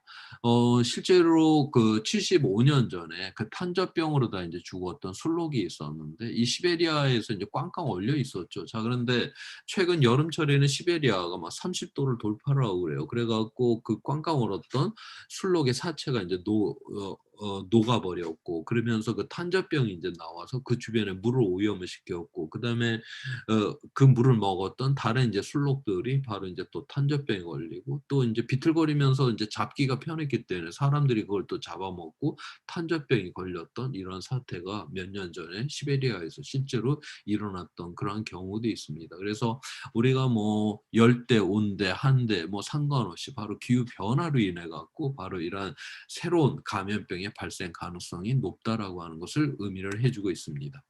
예전에는 우리가 잘 알고 있는 가축으로부터 이제 감염병이 넘어왔는데, 이 가축은 뭐 백신도 있고 치료제도 있고 우리가 어느 정도 다 대응이 가능하죠. 자, 그런데 새로운 이러한 감염병들은 우리가 전혀 여기에 대한 면역성이라든가 이러한 무슨 백신이나 무슨 치료제나 이런 것들을 어떤 건지 지금 아직 그렇게 준비가 안 돼 있는 현재 의료 수준으로다가는 그런 상황이 있어요. 자, 그래서 이런 야생으로부터 일단 사람한테 한번 넘어오기 시작을 하면 급속하게 이제 퍼질 수밖에 없는 이런 상황이 되었습니다. 중세 때 그 이태리에서 시작을 했던 그 흑사병이 저기 북유럽, 그러니까 러시아나 스웨덴까지 가는데 5년이 걸렸습니다. 그다음에 1918년, 19년에 그 스페인 독감 같은 경우는 전 세계 퍼지는데 6개월 정도 걸렸고요. 지금 코로나19 같은 경우는 한 달 만에 전 세계에 다 퍼져버렸거든요. 지금 우리가 비행기를 타면 이틀 이내 세계 어느 곳이나 다 갈 수가 있습니다. 지금 한 80억 명의 이 인구가 한 군데 거의 지금 몰려 살고 있는 거하고 지금 같은 상황에 지금 처해 있는 것이에요. 그래서 근원적으로다가 우리가 이 감염병을 막아내지 못하게 되면 우리는 항시적으로 이렇게 시달릴 수밖에 없다라고 하는 것을 여기서 이야기를 해주고 있습니다. 그 다음에 이러한 이제 위기에서 우리가 이제 궁극적으로 어떻게 이 문제를 이제 대응을 해야 되는가, 그거를 한번 이야기를 해보도록 할게요. 우리 이 기후 위기라고 하는 지금 이 폭풍우 속에서 우리 모두가 동일한 배를 타고 있지 않다라고 하는 거예요. 누구는 항공모함을 타고 있고, 누구는 이제 저런 돛담배, 쪽배를 갖다가 타고 있습니다. 물론 이 기후 위기라고 하는 이 폭풍우가 정말 우리가 막지를 않게 되면 나중에는 저기 항공모함도 다 이제 이 폭풍우 속으로 끌고 들어가긴 할 텐데, 그런데 이제 시작 단계에서는 바로 약하고 가난한 곳부터 바로 기후 위기가 무너뜨리게 될 거다. 다시 말해서 이 기후 위기 안에는 바로 이제 정의의 문제가 포함되어 있다라고 하는 것을 의미를 하고 있는 것입니다. 지금 요거는 1991년에서 2010년까지 지구 가열로 인해서 이제 국가 경제에 미친 영향력을 나타내고 있는데, 초록색으로 표현된 거는 지금까지 일어났던 지구 가열로 이익을 본 나라들이에요. 그러니까 뭐 추운 데가 따뜻해졌으니까 이게 뭐 일할 수 있는 시간도 길어졌고, 농업이 안 되던 곳에서 농사도 됐으니까 이렇게 이익을 보았고요. 그다음에 이 빨간색은 이제 피해를 본 나라를 나타내고 있습니다. 그러면 누가 이 지구를 가열시켰는가를 봤더니 이익을 본 나라들이 가열을 시켰고, 지금 피해를 본 나라들은 이 온실가스 이 배출하고는 별 상관이 없어요. 지금 뭐 태평양 상에 있는 섬나라들이라든가 뭐 방글라데시 뭐 이런 데는 지금 해수면이 올라와갖고 막 나라가 없어지려고 하고, 방글라데시는 워낙 저지대 국가인데 거기 이제 해수면이 올라오게 되니까 농토를 다 못 쓰게 되는 이런 상황이 되었죠. 자, 그런데 거기 사는 사람들은 온실가스 배출하고 아무 상관이 없는데 바로 이 기후 위기로 인한 이 피해는 가장 전면에서 지금 얻어맞고 있는 그런 중에 있습니다. 다시 말해서 바로 이 기후 위기는 이 세상이 정의롭지 않기 때문에 일어나고 있다라고 하는 것을 여기서 이야기를 해주고 있습니다. 그 다음에 이제 소득 간의 기후 정의의 문제인데요. 지금 이 세상에서 가장 잘 사는 사람 1% 안에 드는 사람들이 모든 온실가스의 지금 15%를 갖다 지금 배출하고 있어요. 그런데 가난한 사람 전 세계 인구의 40억 명은 고작 7%밖에 배출을 하지 않습니다. 자, 그래서 상위 1%가 하위에 있는 50%의 사람보다 2배 이상을 배출하고 있다라고 하는 것이고요. 그 다음에 상위 10% 소득 수준 상위 10% 안에 드는 사람이 전체 온실가스의 52%를 배출을 합니다. 자, 그래서 이 상위 10% 말고 나머지 90%의 사람들은 전혀 온실가스를 줄이지를 않고요. 이 상위 10% 안에 드는 사람들만 지금 유럽연합 평균 수준으로만 줄여줘도 내일 당장 온실가스가 3분의 1이 줄어듭니다. 다시 말해서 기후위기는 모든 사람이 함께 이 문제는 해결을 해야 되는 것이죠. 자, 그렇다라고 해갖고 우리 모두 함께 줄입시다. 이렇게 이야기를 하면 이건 정의롭지 않은 것입니다. 바로 책임을 져야 되는 사람들이 책임을 지라라고 이야기를 해야지 바로 그게 이제 정의로운 상황이 되는 것이겠죠. 그 다음에 세대 간의 기후 정의의 문제가 있습니다. 이거는 출생 연도별로다가 배출할 수 있는 이산화탄소의 양을 나타내는데 파란 하늘색은 1.5도를 막는 경우이고 빨간색은 2도를 막는 경우입니다. 지금 뭐 1970년대, 60년대, 50년대 이런 생들은 1.5도를 막는다 한다 해도 뭐 살면서 이만큼 다 배출해 버렸어요. 뭐 그냥 어쩔 수가 없는 것이죠. 자, 그런데 지금 어린 세대들은 자기 할머니나 자기 할아버지 세대에 비해 갖고 6분의 1밖에 배출을 할 수가 없습니다. 지금 한국 사회에서 약간 이야기를 돌려서 지금 미세먼지가 큰 이슈인데 이 미세먼지 같은 경우는 공기 중에 나와 갖고 가장 오래 버틸 수 있는 게 지속되는 게 5일밖에 못 가요. 그러니까 5일이 지나게 되면 5일 안에 이런 햇빛하고 반응을 해갖고 공기에서 스스로 다 없어져 버립니다. 그다음에 우리 건강이라고 하는 특정한 영역에만 그렇게 이제 피해를 입히게 되죠. 그래서 이 미세먼지는 궁극적으로 그냥 우리 세대의 문제일 뿐이에요. 우리의 미래 세대나 우리 어린 세대하고는 별 상관이 없습니다. 자, 그런데 이 온실가스는 한번 공기 중에 나오면 뭐 수백 년에서 수천 년 동안 공기 중에 그대로 남아 있습니다. 다시 말해서 계속 이게 가중이 된다라고 하는 것이죠. 오늘날 우리 세대는 온실가스를 이제 배출을 해갖고 배출을 하면서 뭐 자동차를 몰고 여행도 다녔고 그다음에 공장을 돌려서 우리가 좋은 물건도 이제 사용을 하는 바로 온실가스 배출을 통해서 누린 편익들이 어마어마합니다. 자, 그런데 우리의 어린 세대들은 우리가 누렸던 그 편익은 하나도 없이 우리가 이제 배출했던 이 온실가스가 누적된 형태, 다시 말해서 이 기후 위기의 형태로다가 바로 우리 어린 세대와 우리 미래 세대들은 그대로 받아들여야 되는 것이고 또 그걸 처리를 해야 돼요. 다시 말해서 이 기후 위기는 그 기후 위기를 일으킨 원인 세대하고 그거를 뒤에서 감당하고 처리를 해야 되는 세대가 틀리다라고 하는 세대 간의 정의의 문제가 있습니다. 그래서 기후위기는 바로 이 세상이 정의롭지 않기 때문에 일어나는 것이고 바로 기후위기를 대응한다라고 하는 것은 바로 정의로운 세상을 만들 때만이 바로 기후위기 대응이 가능하다라고 하는 것입니다. 그다음에 이제 개인이 이제 무엇을 하면은 가장 많이 이제 이산화탄소를 갖다가 우리가 줄일 수 있는가? 물론 서양인을 이제 기준으로 한 것인데요. 여기서 보게 되면 뭐 우리가 LED 전구로 바꾼다라든가 그다음에 무슨 뭐 텀블러 쓰고 그래서 일회용품을 안 쓴다라고 하는 거. 아무튼 이 세상이 아무튼 기후위기 대응을 위해서 요란스럽게 하고자 하는 것 치고서는 그렇게 많은 양을 줄이지는 않습니다.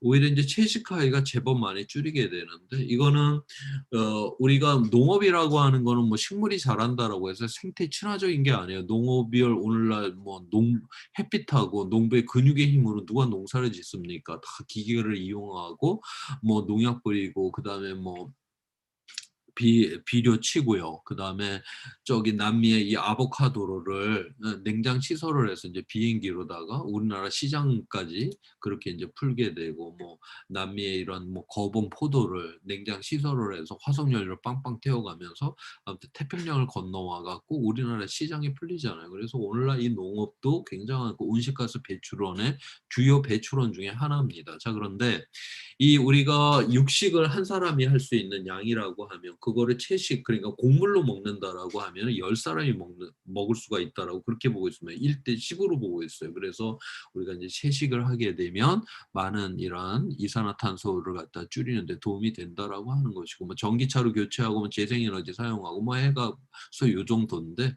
그래도 1년에 한 번 나는 그 뭐 미국을 한번 비행기 타고 갔다 와야 되고 뭐 이제 유럽을 한 번은 갔다 와야 된다. 그렇게 되면 1년 내내 이렇게 힘들게 그렇게 해갖고 줄여놓은 거를 홀라당 다 까먹는다라고 하는 것을 여기서 지금 이야기를 해주고 있어요. 이제 여기서 우리가 이러한 개인적으로다가 이게 줄이고자 하는 이러한 노력, 이러한 감수성을 우리가 포기하자는 이야기가 아니라 궁극적으로 우리는 그만큼 자기 모순으로부터 우리가 벗어나기가 쉽지 않다라고 하는 것을 제가 이야기를 드리는 것이고요. 그 다음에 뭐 기후 활동가 중에서는 정말 비행기도 안 타시는 분들이 있습니다. 그렇게까지 해갖고 이걸 줄인다 한들 정부가 어디다 석탄 발전소를 하나 떡 져버리면 그것도 한 방에 다 날아갑니다. 그만큼 또 개인은 무력하기도 해요. 자, 그래서 지금 보시는 바처럼 한 사람이 없게 되면 59톤 가 있지만 지금 여기 개인이 노력을 해갖고 이거 줄여봤자 이거 10톤도 안 됩니다. 우리가 개인이 아무리 노력을 해도 전체 줄여야 되는 것에서 고작 한 15%가 최대 맥시멈입니다. 그것도 그렇게 만만하게 그렇게 줄일 수 있는 그러한 것들은 아니다라고 하는 것을 이야기를 해주고 있고요. 그래서 여기서 이야기를 되고 있는 거는 바로 이건 개인이 혼자 해갖고 이건 해결할 수 없는 문제다. 바로 이거는 시스템의 문제다라고 하는 거예요. 자, 다음 그림을 하나 더 보도록 하겠습니다. 이 가로축은 1인당 그 소득을 나타내고 있고 세로축은 이제 에너지 소비량, 다시 말해서 이제 온실가스 배출량을 나타내고 있는데 이 잘 사는 나라와 못 사는 나라의 소득 수준이 1000배가 차이가 납니다. 그 다음에 이 거기에 따라서 이 온실가스 배출량도 잘 사는 나라, 못 사는 나라가 1000배 차이가 나요. 이러한 잘 사는 나라에 이제 사람들이 정말 이 기후 위기에 감수성이 뛰어나갖고 정말 엄청나게 줄이는 것이죠. 그래서 뭐 비행기도 안 타고 그렇게 해갖고 줄인다 한들 여기 이제 이런 아프리카의 토단집에 사는 분한테 와갖고 내가 이만큼 많이 줄인다라고 하는 거를 자랑스럽게 이야기는 할 수가 없죠. 결국 이건 시스템의 문제이고 그래서 우리가 이런 기후 위기에 대한 이런 어떤 개인이 뭐 텀블러를 쓰고 일용품 안 쓰고 하는 이런 감수성들이 궁극적으로다가는 바로 이 세상을 변화시키는 정치적인 힘까지 가야지만이 그래서 이 세상을 변화를 시켜야지만이 바로 이 문제는 해결이 가능하다라고 하는 것입니다. 자, 그래서 지금 그 현재 이 그림에서 이 맨 아래쪽에 현재 우리는 이산화탄소를 갖다가 이제 온실가스 너무나 많이 배출을 해갖고 이 지구 자체의 기후가 급변적으로 이제 너무나도 변해갖고 그 영향으로 인해갖고 우리의 세상이 다시 이제 급변적으로 지금 무너지려고 하는 세상에 우리가 이제 돌입을 한 것입니다. 죄송합니다.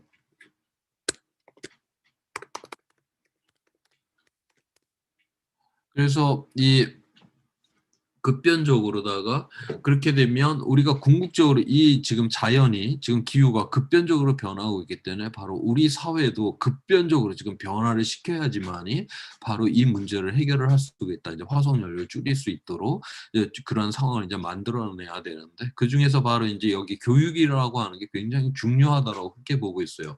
교육의 급변성이다라고 하는 거. 지금 앞서서 우리 인류가 이제 경험했던 위험들은 다 대부분이 다 눈에 보이는 위험들이죠. 자, 그런데 지금 이 기후 위기는 바로 눈앞에 보이는 위험이 아니라 바로 우리의 지성을 통해서 우리가 인식을 해야 되는 이런 위험이요.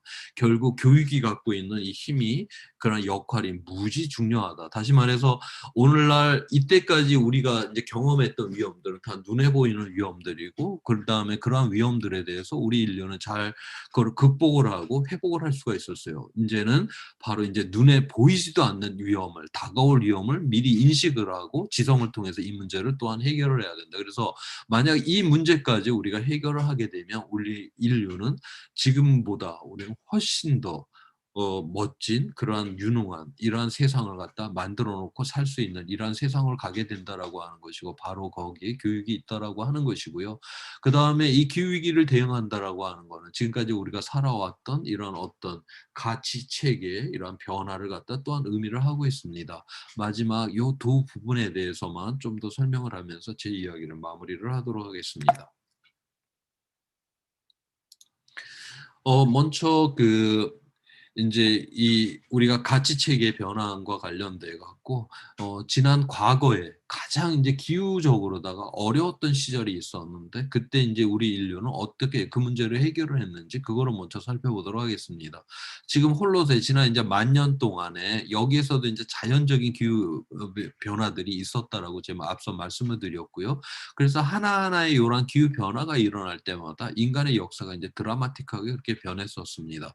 그래서 이 중에서 이제 두 번에 걸쳐서 굉장히 인류에게 고통스러웠던 시점이 있었는데 하나가 기원전 8세기에서 기원전 3세기 추계 시대라고 하는 때 하고요. 그다음에 14세기에서 한 18세기, 19세기 중반 정도까지 우리가 이제 소빙하기였 요때가 가장 어려웠습니다. 이때 이제 기후 조건이 워낙 안 좋아 갖고 식량 생산이 워낙 안 좋은 거예요. 그래서 사람들이 다 배가 고팠던 바로 그러한 시절입니다. 이 추계 시대 때는 뭐 국경선이 이제 명확하지가 않다 보니까 이제 민족 단위로다가 이동이 굉장히 심했죠. 그다음에 먹을 것을 찾아서 이제 이동을 했기 때문에 결국 민족과 민족이 만나게 되면 바로 이제 전쟁이 벌어지고 학살이 일어나고 타민족을 노예로 삼고 하는 바로 이러한 비참한 시절이었습니다.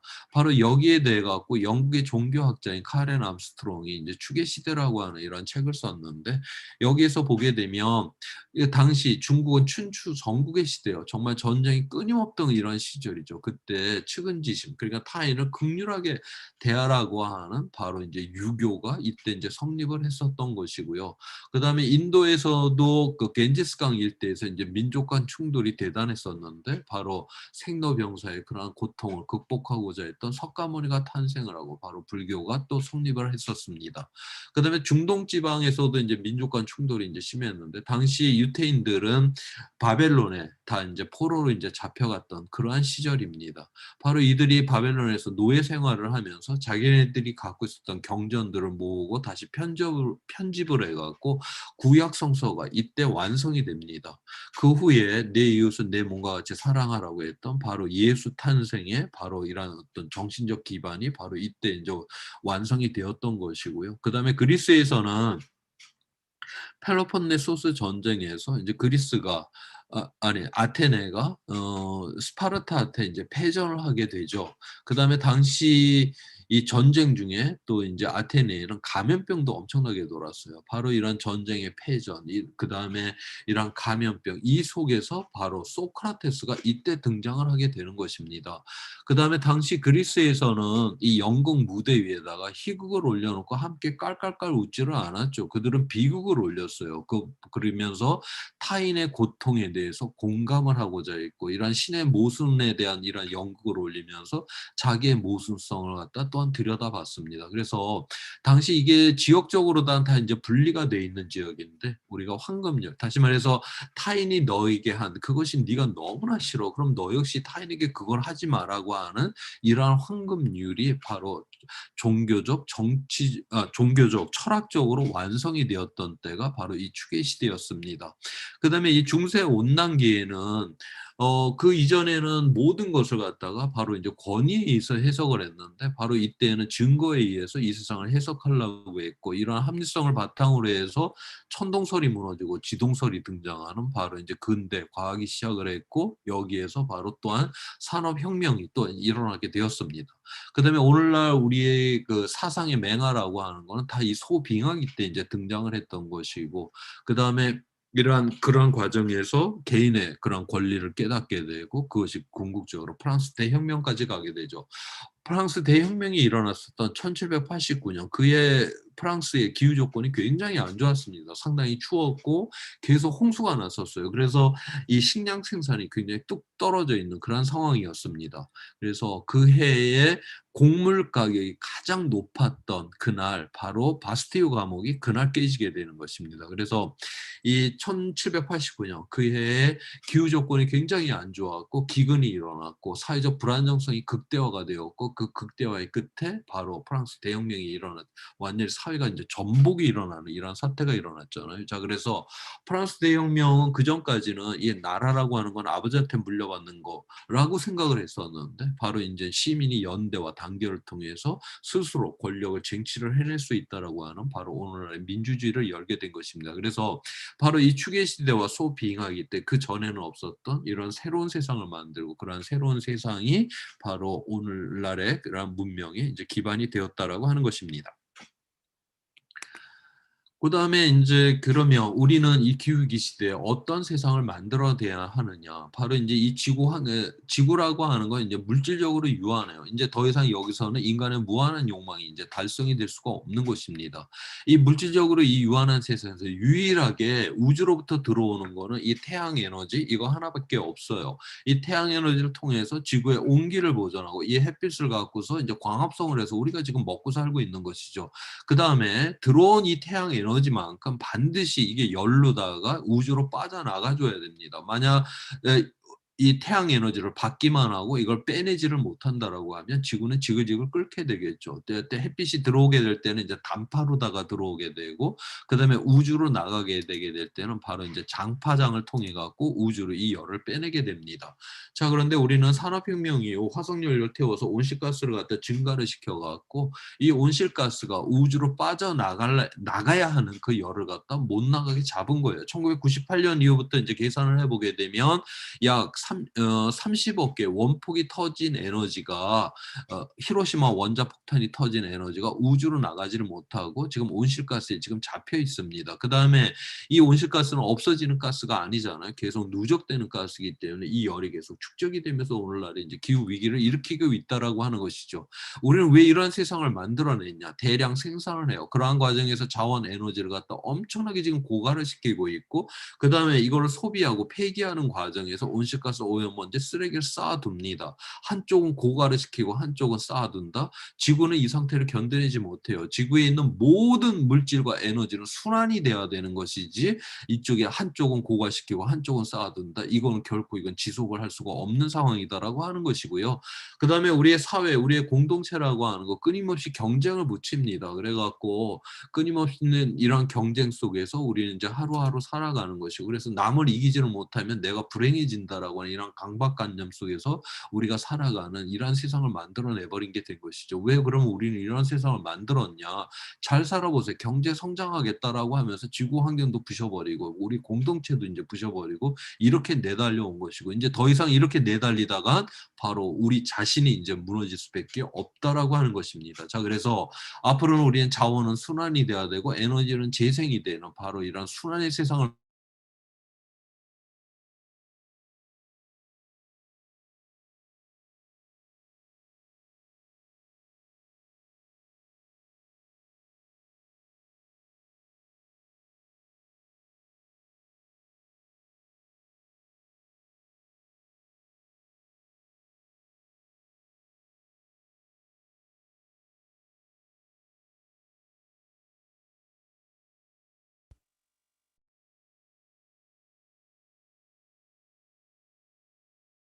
지원하는 역할로 바뀌게 될 때 바로 우리는 기후 위기로부터도 벗어나게 되는 것이고 바로 우리가 그 보다 나은 이러한 세상도 만들어낼 수가 있게 될 것이다라고 하는 것입니다.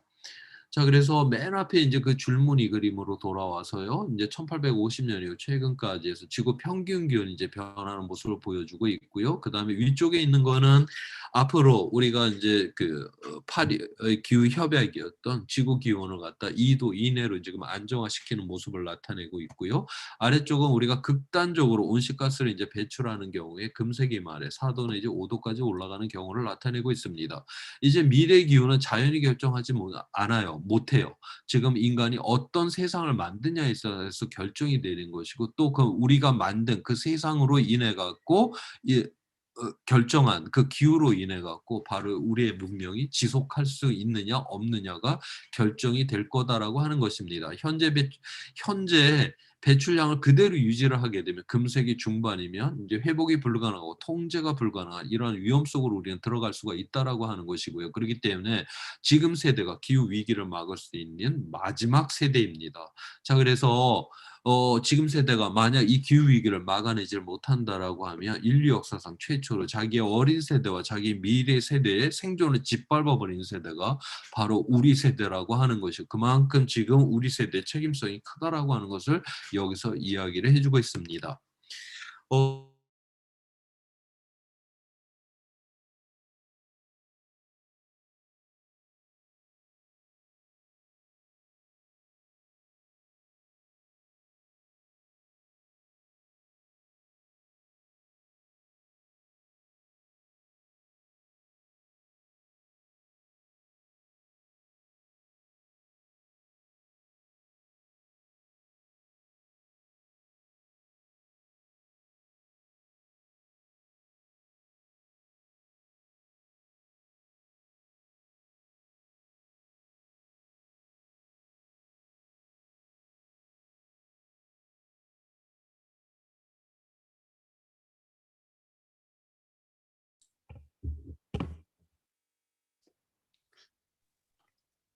네, 조천호 교수님이 말씀을 마치신 것 같은데요. 강의는 마치신 것 같은데 마지막에 화면과 소리가 전달이 안 된 것 같습니다. 그러셨죠? 네, 화면과 소리 못 들으셨죠? 네, 못 들은 사이에 이제 강의는 말씀하시고 지금 어디, 어디까지 제가 이야기를 했나요? 네네. 예. 그 우리 세대의 책임성이 크다.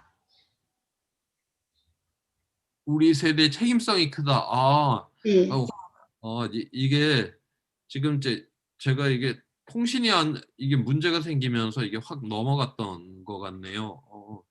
지금 근데 시간상 일단 그러면은 질문을 한번 받아보고요. 조금 시간이 남으면 나머지 이야기 제가 마무리 짓고 안 그러면은 그 일단 질문을 먼저 받아보고 그 다음에 더 진행을 네. 해보도록 하겠습니다. 네. 네, 교수님 네, 말씀 잘 들었습니다. 뭐 기후나 이제 자연과학의 뭐 원리 이런 것들에 대해서 이제 과학적으로 말씀해 주신 것도 참 많이 배웠고요. 그리고 또 더불어서 이 기후가 이 사회 세상에 또 미치는 영향들, 뭐 식량 문제, 뭐 등등등 해서 과거에 실제 일어났던 사례를 좀 가지고 말씀을 해주셨기 때문에 더욱더 이해하기가 쉬웠고 좀 다가올 수 있었던 걸로 저는 좀 그렇게 느꼈습니다. 예, 한편으로는 좀 가슴이 좀 먹먹해지고 이제 마음이 좀 무거워지거든요. 강의 말씀 중에도 회복 통제 불가능한 위험에 이제 빠지게 이제 되지 않나라는 말씀을 하셨기 때문에 좀 마음이 좀 무거워지는데요. 그리고 이제 마지막 부분에 희망을 좀 말씀을 해 주셨어요.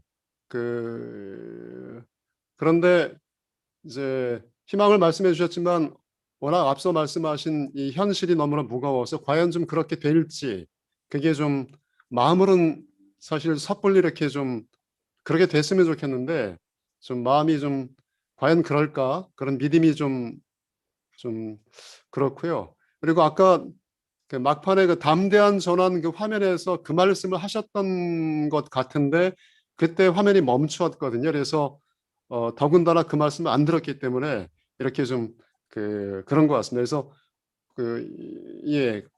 아까 말씀하셨던 것 좀 다시 좀 말씀을 좀 더불어서 해 주시면 어떨까 싶습니다. 제가 어디까지 지금 이야기가 나갔는지 담대한 전환 이야기가 다 끝이 안 난 건가요? 그러면은? 그 이런 화면에서 경우. 이제 이호덕 네. 선생님 슬라이드 사진 나오면서 멈췄어요. 그래요? 예.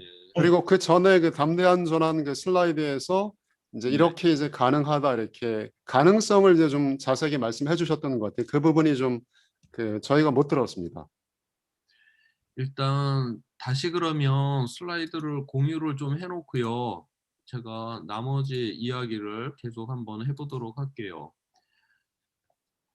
일단 이호덕 선생님 이야기부터 그냥 시작을 해 보도록 하겠습니다. 이호덕 선생님께서 그분 책에서 보면 그 당시에 아이들의 인제 글들을 갖다가 굉장히 많이 그 책에 인제 실어 주셨어요. 그 내용을 보게 되면 제가 뭐 20대 때 제가 읽으면서 '세상에 이렇게 기발하고 이렇게 아무튼 순진난만하게 이 세상을 보는 능력을 아이들이 갖고 있다.'는 사실에 저 스스로가 굉장히 놀랐던 그런 경험이 있습니다. 그다음에 선생님께서 뭐라고 그러셨냐면 "우리가 아이들을 믿는 게 우리의 희망이어야 된다."라고 하는 또한 그런 말씀도 해 주셨거든요. 바로 아이들이 이러한 세상에 대해서 이야기를 할 수 있는 이러한 것들을 우리가 바로 거기에 희망을 건다. 바로 인제 그 하나의 이야기가 저는 인제 이 툰베리의 이야기인데요. 이 친구가 2018 년에 혼자서 그냥 스웨덴 의사당 앞에서 저렇게 피켓 시위를 했었잖아요. 저렇게 피켓 시위를 했는데 그다음 해에 3 월입니다. 그게 몇 달 지나지 않아서요. 전 세계 아마 유럽을 중심으로 해서 그 당시 청소년들이 150만이 모입니다. 저 소녀의 공감하는 저 이야기에 바로 우리는 이야기를 바로 만들어내는 능력이 있는 것이고 것이고 거기에 우리가 함께 공감을 하게 될 때 저는 거대한 우리가 힘을 만들어낼 수 있다라고 하는 것이죠. 우리가 뭐 화폐라고 하는 거, 더 종이 쪼가리에 불과하지만 그 안에 우리가 이야기가 하나 있잖아요. 거기 써져 있는 숫자만큼 교환의 가치가 있다는 이야기가 하나가 있고 그다음에 거기에 우리가 다 그걸 믿어버렸잖아요. 그걸 믿어버리는 순간에는 우리가 그 이 세상이 그 어떤 물질보다도 그것이 우리의 삶을 갖다 지배를 해버리죠. 바로 인간은 이야기를 만들어내는 능력이 있고 그다음에 공감을 해낼 수 있는 이러한 능력이 있다라고 하는 거. 저는 여기에 바로 우리의 교육의 희망이 있다. 저는 이제 그렇게 이제 보는 것이고요. 그러면서 지금 이 저의 슬라이드 이제 마지막이 이것입니다. 이제 서귀포 앞바다에서 일어나고 있는 이제 빗내림이라고 하는 현상인데 우리가 이제 대낮에 하천이 꽉 껴 있으면 온 세상이 까매요. 그렇지만 어딘가 이제 구멍이 하나 뚫려 버리게 되면 저렇게 찬란한 이제 빗내림이라고 하는 현상이 이제 일어나게 됩니다. 자, 이것처럼 그 독일의 이제 사회학자인 울리백이 이분이 이제 기후 위기를 어떻게 설명을 했냐면 바로 그 기후 위기라고 하는 것이 그 해방적 파국이라고 하는 이런 표현을 썼어요. 만약 기후 위기가 일어나질 않았다라고 하면 우리가 지구 환경을 파괴를 시키고 그다음에 우리가 경쟁에서 이겨보려고 애를 쓰면서 살아가는 거, 뭐 인생이 뭐 이런 거지 하면서 살아갔을 텐데 바로 이제 이 기후 위기다라고 하는 이 앞에서 우리가 기후 위기는 우리가 의도적으로 일으킨 게 아니잖아요. 이거 우리 문명 그 자체의 문제다라는 것이고 우리가 만들어온 세상 그다음에 우리 삶 그 자체의 이제 문제이기 때문에 우리가 성찰을 통해서 새로운 세상을 꿈꿔야 되는 것이고 바로 여기에 이 기후 위기라고 하는 이 위험성이 바로 우리가 새로운 세상을 나아가게 하는 그런 커다란 힘이 될 수 있다라고 지금 그렇게 이야기를 해줬습니다. 그래서 바로 기후 위기를 통해서 우리는 새로운 세상을 열 수가 있고 그다음에 예전에는 나는 배가 고프다. 그러니까 어떤 면에 있어서 이런 사회적 불평등이라고 하는 게 사회 변혁의 힘이었다라고 하면 이제는 나는 불안하다라고 하는 이런 새로운 위험이 바로 이 세상을 변혁시키는 그런 힘이 될 것이다라고 그렇게 이제 이야기를 해줬어요. 자, 그래서 오늘날 우리가 기후 위기다라고 하는 거 이거는 어떤 면에서 이 위험 앞에서 이 위험에 우리가 주눅이 드는 게 아니라 바로 이거를 발판으로 해갖고 우리가 새로운 세상을 나갈 수 있는 바로 그러한 것이 앞에 우리는 지금 놓여 있고 그거를 우리는 선택을 해야 된다라고 하는 것입니다. 그러면 우리 내부 안에 우리 공동체 안에 이거를 함께 극복하고자 하는 이런 힘들을 갖고 있느냐 이게 이제 중요한데 여기에 우리 한국 사회가 커다란 문제를 갖고 있습니다. OECD 그 사회 그 보고서 매년 나오는데 거기에 어떤 조사가 들어가냐면 당신이 어려움에 처하게 됐을 때 그 어려움을 함께 할 수 있는 사람이 몇 명이 됩니까? 이런 조사를 해요. 거기에 지금 대한민국 사람이 지금 몇 년째 가장 적은 숫자를 지금 써내고 있습니다. 우리가 1998년도 IMF 외환위기 이후에 정말 각자 도생이 헐떡거리는 이런 삶을 살다가 완전히 지금 공동체가 지금 갈기갈기 찢겨버린 어떤 위험이 다가오게 되었을 때 이제 각자 도생으로 이리 뛰고 저리 뛰고 할 수밖에 없는 이러한 공동체가 되었다라고 하는 거 바로 여기에 지금 한국 사회에 문제가 있는 것이고 제가 맨 앞에 이야기를 했었던 우리가 인류가 그래도 인간이 바로 이 생태에서 최고의 지위에 올랐던 거는 바로 우리는 연대를 통해서 이루었는데 바로 한국 사회가 지금 이 연대의 힘이 없다라고 하는 거. 그래서 오늘날의 바로 교육이라고 하는 것도 바로 우리 아이들이 바로 이런 연대 힘을 키우는 거. 물론 우리가 이런 텀블러를 안 쓰고 아끼려고 하고 우리가 이런 감수성을 키우는 거 이것도 굉장히 중요하지만 이와 함께 바로 경쟁을 해서 이기는 거에 기쁨을 누리는 아이들이 아니라 바로 나의 친구들과 함께하기 때문에 너무나 즐겁고 행복하다라고 하는 걸 우리가 학교에서 아이들이 이거를 깨닫게 될 때 바로 우리는 여기에서 바로 우리의 미래 이런 기후 위기를 극복하고 훨씬 더 좋은 세상을 갈 수 있는 이러한 희망을 가질 수가 있다라고 저는 그렇게 생각을 하고 있습니다. 예. 제 이야기 이거로다가 마무리 졌습니다. 예, 고맙습니다. 네, 마지막에 말씀을 이제 또 교육자로서 실천할 수 있는 이 것에 대해서 좀 강조를 많이 해주셨던 것 같아요. 예, 그 말씀을 드리니까 또 이제 우리의 좀 책무일 것 같아서 어깨가 무겁긴 하지만 또 힘이 또 나기도 하는 것 같습니다.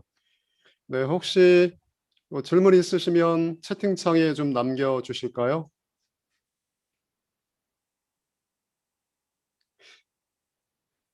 교수님 아까 제가 앞서서 좀 드렸던 거에 대해서 좀 말씀을 좀 다시 한번 여쭈면 그러니까 저희가 이제 교육자로서 실천할 수 있는 것도 있고 또 한 개인으로서 이 생활상 실천할 수 있는 것도 있고요.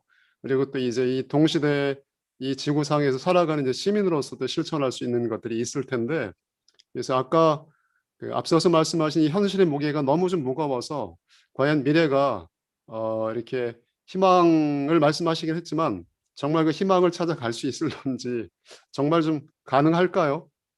또 가능하게 하려면 또 우리가 또 이 시민으로서 또 어떤 또 실천을 또 하는 게 또 중요할 것 같은데요. 예, 그에 대해서 좀 말씀해 주신다면.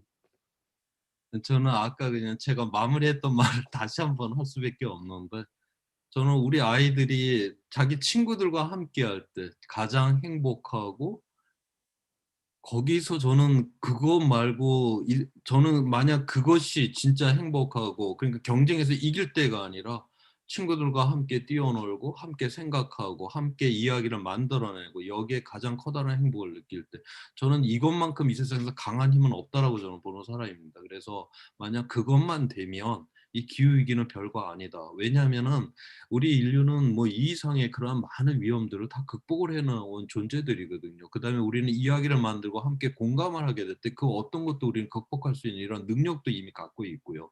그걸 역사 속에서도 증명도 돼 있고요. 그렇기 때문에 다시 한번 우리가 또 새로운 세계를 우리가 또 만들어낼 수 있는 이런 힘을 가져야 되는 것인데 그거는 바로 이제는 경쟁을 해서 이겨야 되는 것이 아니라 우리가 함께 하게 될 때 거기에 가장 행복을 느끼는 그 상황이 바로 이러한 힘의 근원이 되지 않을까 저는 그렇게 보고 있고 오늘날 위기의 시대에는 바로 우리가 인류가 탄생을 했던 것도 바로 우리가 연대를 통해서 탄생을 했고 최고의 지위까지 또 올랐던 것처럼 이 문제도 연대를 통해서만이 해결할 수가 있고 우리 아이들이 그거를 깨닫게 될 때 저는 이건 별거 아니다 그렇게 보고 있습니다. 그리고 여기에 네. 한 말씀만 이제 더 더하게 되게 되면 우리가 이런 말이 있죠. 그 목걸이의 강도는 가장 약한 부분이 결정을 한다라고 그렇게 이제 그런 말이 있어요. 결국 우리 아이들이 그런 어떤 학급 안에서 우리의 공동체 안에서 바로 가장 약한 부분들 그러니까 바로 그 약한 부분이 우리의 전체 강도다라고 하는 걸 우리가 깨닫는 이러한 공동체를 우리가 인식을 한다라고 하면 바로 거기에 그러한 연대의 힘이 훨씬 더 강해지지 않을까? 바로 그러한 것들이 바로 기후 위기를 해결할 수 있는 궁극적인 전 힘이다. 저는 그렇게 보고 있습니다. 네, 한 선생님께서 연대의 중요성을 명심하겠습니다라는 말씀을 남겨주셨습니다. 예, 이거 다시 한번 질문을 드리면은 좀 어떨지 모르겠습니다만 이제 저희 교육자로서 실천을 이렇게 좀 작게 보거나 하는 건 아니고요. 너무 궁금해서 좀 말씀을 드리면 결국 이 기후위기 문제는 시스템의 문제이고 그리고 또 우리 아이들에게 연대를 할 수 있는 그런 힘을 기르는 교육을 또 해야 하면 우리 교육자, 교사들도 또 생활 속에서 이제 그런 몸소 실천해야 될 것 같습니다. 그래서 이 시스템의 문제를 해결할 수 있기 위한 노력도 좀 해야 되는데요. 예. 현재 좀 정부나 또 이 다른 국제적으로 이게 좀 잘 되어 가고 있는지 좀 어떤지 모르겠습니다. 교수님께서 보시기엔 좀 현재 좀 진행되는 상황이 좀 어떻게 생각하시나요? 저는 지금 앞으로 몇 년에 인류에게 있어서는 굉장히 커다란 갈림길이 될 것이다라고 생각은 하고 있고요. 지금 현재 뭐 국제사회의 이제 힘이라고 하는 게 이제 미국을 중심으로 해서 이제 움직이는 건데 그나마 이제 미국 대선에서 바이든이 이제 되었기 때문에 굉장히 이제 적극적으로 여기에 이제 그 해결을 하겠다라고 나오고는 있어요. 물론 그것도 이제 그것만 갖고서 안 된다는 사람들도 있기는 하지만 그래도 뭐 트럼프 시절에 비한다면 어마어마하게 지금 뭐 좋아진 상황이긴 하거든요. 지난 뭐 G7에서도 이 기후 위기가 이 세계에서 그래도 가장 잘 사는 나라, 힘센 나라 수장들이 다 모여서 기후 위기에 대한 이야기를 거의 다 하다가 그렇게 이제 끝날 정도로 그래서 당시 이 코로나19 말고 기후 위기와 관련돼서 커다랗게 크게 세 가지 그러니까 금년 11월에 영국에서 우리가 탄소 중립이라고 하는 것이 이제 그 1.5도를 막는 목표 아니에요? 1.5도와 그거와 관련돼서 이제 국제회의가 이제 기후변화 협약, 파리기후 협약과 같은 그건 파리기후 협약은 2도를 막는 거였고 금년 하반기에 영국에서의 회담은 1.5도를 막는 바로 그 회담이 이제 기다리고 있습니다. 그래서 그 회담을 갖다가 이제 이번에 G7들이 이제 모여갖고 적극적으로 그거 이제 통과가 되도록 지원을 하겠다라고 그렇게 약속을 했고 그 다음에 10월 달에는 중국에서 유엔의 그 생물 다양성 당사국 회담이 또 열리게 됩니다. 이거는 지금 현재 생물 멸종률이 어마어마하게 지금 빠르거든요. 이렇게 멸종이 되다가는 뭐 사람도 이제 그 결국 식량이 그 어떤 생태계 붕괴로 인해 갖고 우리 인간도 지금 문제가 될 정도. 그래서 금년 이 10월 달에 그 생물 다양성 당사국 회담 그게 통과가 되게 되면 바다하고 육지에서 약 30%의 그 영역을 완전히 그 야생으로 보존을 해야 되는 그 회담, 그거를 약속을 하는 회담이거든요. 그래서 그런 회담이 또 하나가 있고 그다음에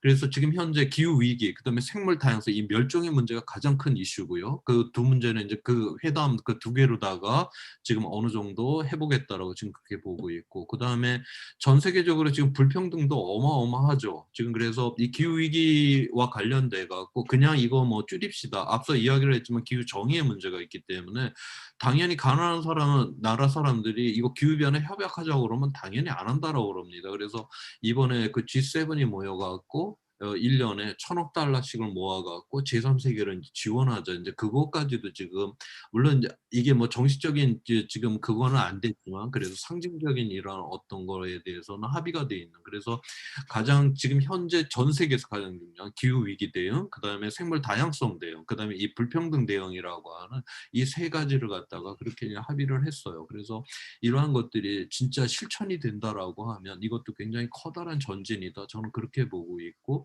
바로 이제 이것이 이제 실패를 하게 되게 되면 우리는 여기에서 또 어떻게 생존을 해야 되나 이제 이런 것들을 또 걱정을 해야 되는 이런 세상이 있고요. 그래서 아직까지는 그렇게 뭐 손 놓고 우리가 이제 뭐 실패다라고 그렇게 할 수준은 아니고 아직까지는 그래도 기대를 갖고 최선을 다해볼 그런 여지는 있다. 저는 그렇게 보고 있습니다. 네, 희망을 말씀을 해주시네요. 네, 예, 선생님께서 그 글을 남기셨는데요. 학교 시스템의 변화를 위한 고민이 되고 있습니다. 연대와 실천을 위한 학교 공동체 운영이 필요한 때인 것 같습니다. 함께 힘내면 좋겠어요. 라는 말씀을 주셨습니다. 네, 또 한 분 선생님께서는 경쟁 교육이 아닌 연대와 공동체의 힘을 기를 수 있는 교육이 중요하다는 것을 다시 한번 다짐하는 기회가 되었습니다. 라고 말씀을 남겨주셨습니다. 네. 혹시 뭐 다른 질문 혹시 있으실까요? 예, 없으시면 교수님 이거 또 말씀드리면 이거 좀 멍청한 질문인 것 같은데 정말 담대한 전환 가능하다고 믿으시나요? 제가 그거는 아까 이야기를 했듯이 우리 인간이 예, 믿어버리면은 세상은 그렇게 바뀐다니까요. 바뀌게 되고 예, 저는 금년에 들어와서 무슨 일인지 몰라도 선생님들과 이렇게 만나야 되는 일이 무지 많았어요. 그러면서 굉장히 제가 몰랐던 걸 하나 깨달았는데 우리나라에서 이렇게 교사가 갖고 있는 어떤 이 조직력이 이렇게 어마어마하다라고 하는 걸 제가 처음 알았고요. 그다음에 이렇게 전문성 있는 집단이 이렇게 있다는 걸 새삼스럽게 제가 깨달았고요. 그다음에 기후 위기라고 하는 거는 바로 이제 가장 그 어려움의 당사자들이 바로 우리 어린 세대들인데 바로 그 세대를 또 맡아주시는 분들이 또 선생님이라는 걸 새삼스럽게 또 깨달았고요. 그러면서 우리 선생님들의 그런 역할이 너무나 중요하다. 그러면서 보다 이게 어떤 면에서 굉장히 이게 어떤 면에서 이게 좀 정치적으로 이거 묶여야 되는 조직이 아닌가? 왜 그런데 이 세상에 그렇게 이해관계 있는 조직들은 다 그렇게 국회를 가고 정치를 참여하는 거에 다 문제가 없는데 가장 건전하고 가장 어떤 면에서 건강한 이 집단은 왜 정치에 참여를 못하게 하는가?